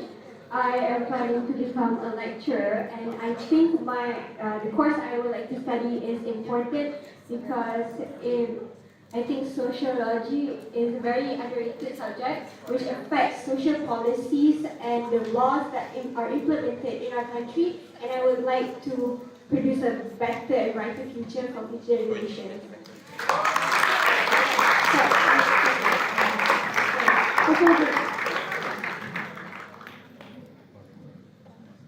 Okay, so without further ado, I think we'll end the slide and we'll continue with our forum and Q&A session. So,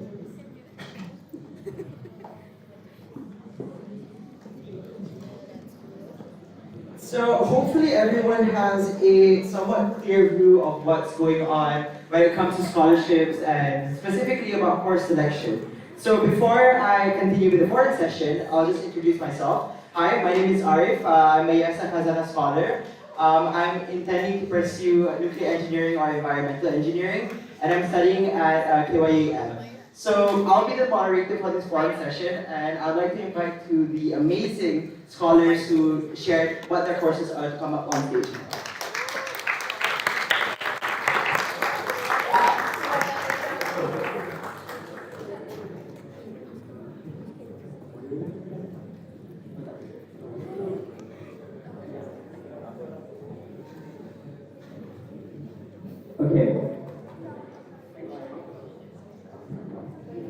Okay, so we'll take a couple of questions from the floor, and then we'll look at the Slido, and then if there's nothing else, we'll end the Q&A. So, does anyone want to ask any questions, personally?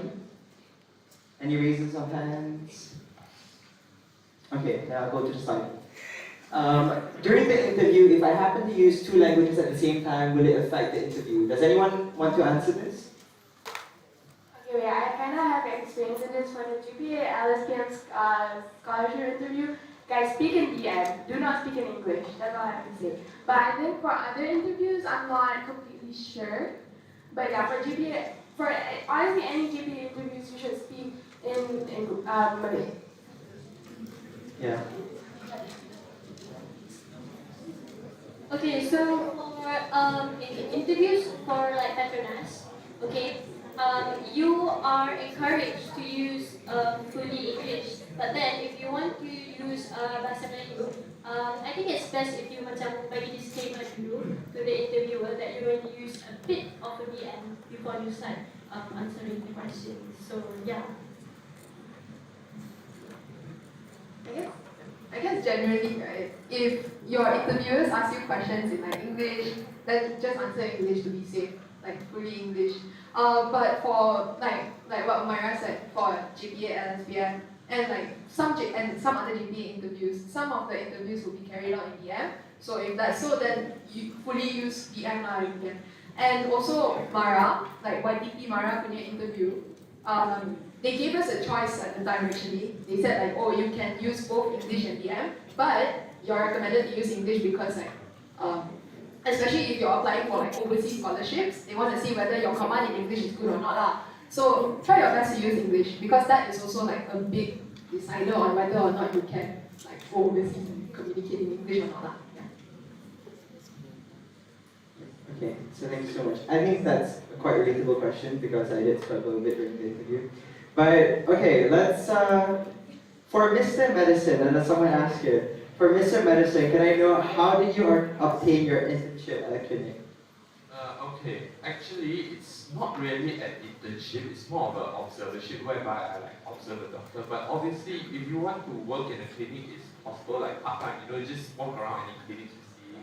There will be definitely vacancies and openings whereby you can actually go there and work there and see how the everyday life of a doctor is like. That is what do you call a part-time job. As for internships, actually it's a bit hard. You need more. Actually, it's quite hard because if you have no one to know, then maybe part-time will be better. It's easier as doing a part-time. You can be like a front desk, someone who works at front desk, or become a nurse at a clinic. That will do too to really determine if you like it. If you like it. That's really interesting. I think you did mention during your session about experience and things like that. And just to add, I mean, I guess I'm pretty sure you touched on it. Sometimes you don't have to do internships. You can just reach out to whoever you're interested in. So, for example, if you're interested in doing engineering, you go to a research program in like a university, and then you ask the professor, hey, like, can I do a research assistant program, that kind of thing, and that will help you a lot in your scholarship process, but also when you're applying for universities. Okay, someone did ask, do students who receive 6 A's and 7 A's have a chance of receiving scholarships? Does anyone want to try that? Yes, okay. In my opinion, I have a lot of friends who did not achieve straight A's in their SPM, but they able to achieve patronage scholarship and also they able to secure even like big scholarship like that. Okay, so as long as you make the minimum requirement of the scholarship itself, that's why they stated in the rules and regulations that the minimum for you to apply is for this scholarship is 4A. So which means that, okay, even if you got 4A, like as example, you got 4A and 7B as example, you also can get the scholarship if you perform an interview. If in your essays you did really well. So which, if you did not get straight A's, it's not even a matter. As long as you met the minimum requirement of scholarships, just try enterprise. Inshallah, there will be risky in that. Does anyone want to add anything? Yeah, that is true. Like, what we're presenting in front of here, most of us are like patronage scholars, YK scholars, Banneker scholars, and those are considered the harder scholarships to get. In the sense that you would require at least 8A solids or 8A plus, but I'm pretty sure patronage you can get 8A minus also, right? 4. Yeah, so just try, don't doubt yourself, like what he said earlier.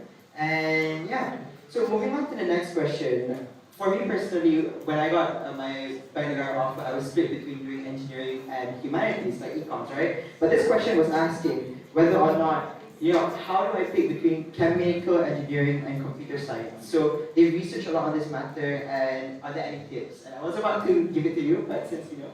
So honestly, I was never interested in any engineering, so I never really researched on engineering, but one thing to know is that when you're a chemical engineer, your work, your office life when you're a computer scientist versus a chemical engineer is very different. Because when you're a chemical engineer, the first few years of your workplace is probably offshore or offshore, right? So that's factors that you have to think about. If you do not want to work offshore or anything, I think you should prioritize that because it might affect your family life. Honestly, there's a lot of factors, but honestly, computer science is also very related to engineering, I would say. So it makes sense if you were torn between the two, but honestly, I just think that computer science and chemical engineering, you'll probably be working like a lot of like industries and actually like produce products, right? But computer sciences, I feel like we just work kind of in the office and we just like kind of have a team like that. So I don't know, I think it's totally valid to be torn. I think you should talk to more people, talk to both computer science scholars and chemical engineering scholars or just undergraduates. So if you have any parents and stuff, like my parents are actually both electrical engineers, and they're the ones who did like made me like not go into engineering because they say engineering like gets very boring. No offense. Yeah, no offense. So yeah, it's totally yeah. I think you just have to think about why you want to pursue it and your interest. Like why do you want to pursue computer science and engineering specifically? Yeah.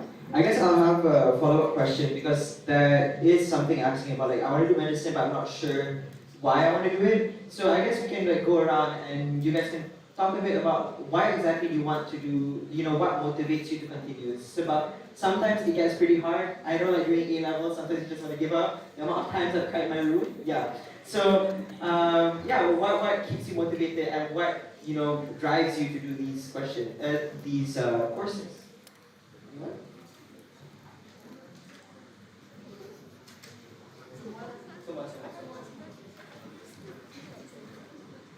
Okay. So, for me, I would most probably look at the choices that I make and like how it will affect my future. Okay, because initially, I wanted to take mathematics. Okay, so I was torn between mathematics and accounting. So in the end, I chose accounting because, first of all, accountants are actually very high in demand, and as what I explained just now, it is a very flexible major. Okay, so maybe I will be pursuing an accounting and finance degree in the future. But then at the same time, I also plan to maybe do a double degree in mathematics as well, because one of my teachers actually told me to do that, sebenarnya anything that you do, you need accounting. Contohnya, I want to do maths and also accounting. So for maths, I can open like a tuition center or something, and of course I need the knowledge of accounting and finance in order to manage that tuition center, you know. So yeah, those are like the factors that I see. Basically, you just need to open your mind sikit and like read up more about those who are experienced in the major that you're planning to do. Okay, for me, the thing that keeps me going is personally my scholarship degree, because when you're a scholarship holder yourself, you have the obligation to, work hard, because you get the opportunities that not many people get. So many people want scholarships, but only some people get. So I feel like a sense of responsibility to work harder because I get the opportunity that not people get to do so. And then not only that, because it's important for you to know your vision in the future already. Like personally for me, I decided that I want to go to the UK. So I already know what I need to get for my examinations or what I need to achieve in my studies. So it really keeps me going and making sure that I know what I need to reach within my A levels. So I feel like those are the primary things that is keeping me going. I think that's Personally, I guess like having a driving force is very important now. Not necessarily like, oh, I'm doing this because like I enjoy studying it or I enjoy doing sciences, that's why I'm doing sciences. Personally, I have my own driving force and it is like somewhat personal as well. But long story. Toilet, right? You go, follow it. You go out, right, turn right, and then it's like, if you see like the surround sign there, enter, yeah, it's right there. Both the girls and guys toilet is there. Please go now. Thank you. But yeah, having a driving force is very important, whether or not it's like personal. For me, it's quite a personal reason and like I mentioned, I wanted to do medicine. I wanted to become a doctor, and that was because I had a family member who was chronically ill, and personally, I wanted to do something to help that family member, but I guess if like I said, like I found an alternative, I couldn't become a doctor, so instead I'll become like a scientist, for example, to sort of like come up with a vaccine or a medicine to cure that disease. And having like a driving force like that is really important because like you remember, it keeps you grounded, like, especially when like things get really tough. Like what Ari said, A levels and every other like pre-uni program, it's not easy. It gets really, really difficult, and it's understandable like if you feel like giving up sometimes. But like I said, having that motivation keeps you grounded and lets you remember that like, oh, I'm here in the first place because I wanted to do this. And like you said, like Adriana said just now, yeah, you're a scholarship holder as well. So like you have that sense of responsibility to keep your scholarship, make your parents proud, for example, or your scholar or your sponsorship body proud. So yeah. Okay, so for me, I'm same like that because JP we need to maintain grades. So that is what keeps me going most of the time. Because if I fail to meet the grade, my medical scholarship will be like bye bye already. And another thing that keeps me going is I mean, because I told you I'm not 100% set doing medicine, but 80% maybe I want to do medicine. So actually, what keeps me going is because as I mentioned, I got family members actually has diseases, chronic diseases, and actually passed away. So I feel a bit kasihan that I'm not able to help them, and that's the reason why actually keeps me continuing my studies in A level and especially bio, even though so painful. Because I feel that if I don't do well, I won't be able to get into medical school because the slots is limited. Just to let you guys know, like if you're looking at Monash is only like maybe 120 slots out of the whole Malaysia. So the competition is there in order to get to medical school. Hence the reason that pushed me to continue studying. Okay, for us, just a short one. So, how do I motivate myself to study A-level since each of the subject has its own difficulty? So, I bet everyone during the study suddenly go for YouTube, search studying abroad, touchdown and university, so that you can take your motivation. Right? Some you study during your study and then you watch your seniors go studying abroad and let's see something about the University of Edinburgh overview something. So you could motivate yourself and okay, one day I need to be in that video, I need to make a video for my juniors. Like that. That's how I really motivate myself in my studies. So thank you. Yeah, those are really interesting perspectives. I guess another question I found really interesting, we'll just extend the session to 5:35 if anyone is still interested to listen. But, like when it comes to degrees, sometimes there are stigmas towards it. So, Miss Arts and Humanities, I'll let you go first. And then someone also asked, why do you want to take nuclear engineering? Won't you get, you won't get any jobs, right? So I'll answer that after. So I feel like how do you get over the stigma of arts and humanities? okay, like I said just now, many people assume that arts and humanities is like a not challenging subject. Like, okay, obviously if you want to study something, you want to learn something new and you want to put like a challenge on yourself. You don't want to just learn something that you already know or like something that you are familiar with, right?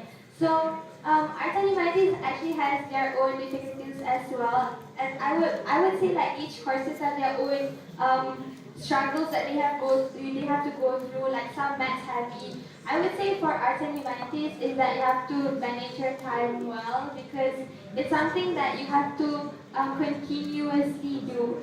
Don't think that just because you take arts and humanities you can enjoy life easily because it's not a subject that people assume is easy. Like for example, one of my friends, she had AS paper, like one of A-levels paper. She had two subjects back to back at the same time because she takes arts and humanities. So that means she had to write almost like 6 essays in like 3-4 hours, which is a lot. So at the end of the day, it depends on the struggle that you want to go through because each stream has their own struggles. Like engineering, okay, I'm not sure what they do, but like maybe it's like mathematics, Mathematics, yeah. Like maybe the mathematics are like harder, but for art and humanities, maybe you have to write more. So it all depends on like the struggle that you're willing to go through the most. Like for me, I'm not willing to go through the science struggle, so which is why I chose art and humanities. So it all depends on your own personal opinion on the struggle that you would want to go through. Yeah. Those are interesting, interesting perspectives. I'll answer very quickly why I took nuclear engineering. So because I'm, okay. But essentially it's a very niche, it's a very niche degree, but that doesn't mean you won't get any jobs.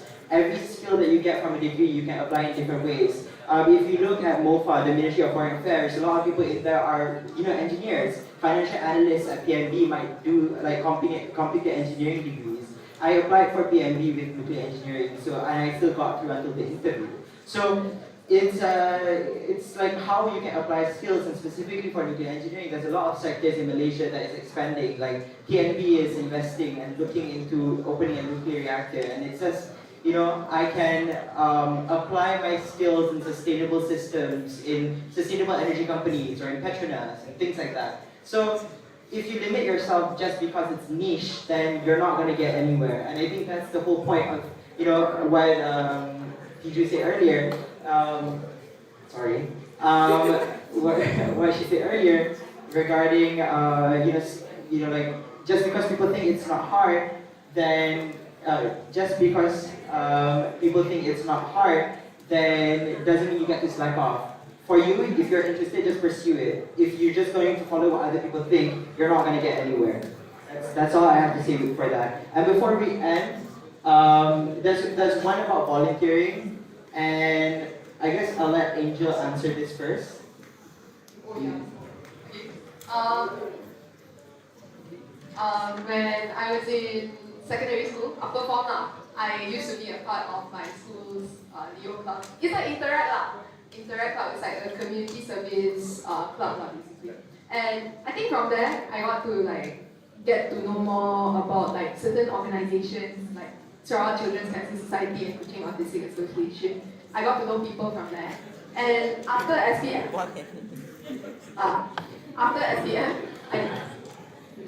I won't answer that. After SPM, I contacted those the people from those organizations once more and said oh hi, I would like to volunteer. I would still like to volunteer under your organization. If you have any programs, then do let me know. And they are more than happy to get volunteers, especially among youths because personally a lot of the people in their volunteer team was more of say people who are graduate already lah.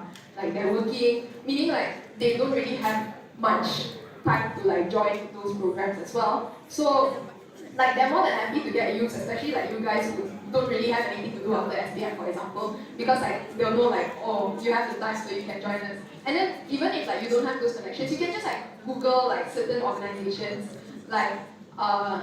say you want to volunteer solely because you want to make your CV look nicer, because you're gonna apply for medicine and stuff like that. So you can apply to you can search for certain organizations like NCSM like that, and then you just contact. You can get their contact numbers from the website, and then just tell the person in charge, say oh, I want to volunteer under NCSM. Where can I sign up and stuff like that? Or certain organizations also have or those set links already that you can apply as a volunteer, and they will reach out to you again after you apply for this. So yeah. Thank you so much. Thank you so much to all the scholars and everyone here who will be potential future scholars.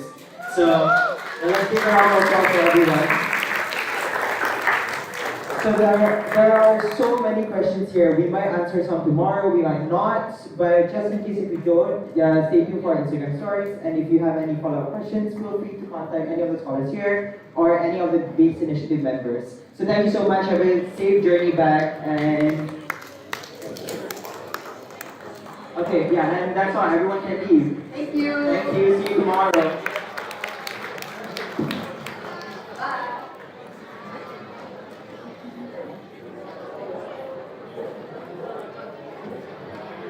Oh.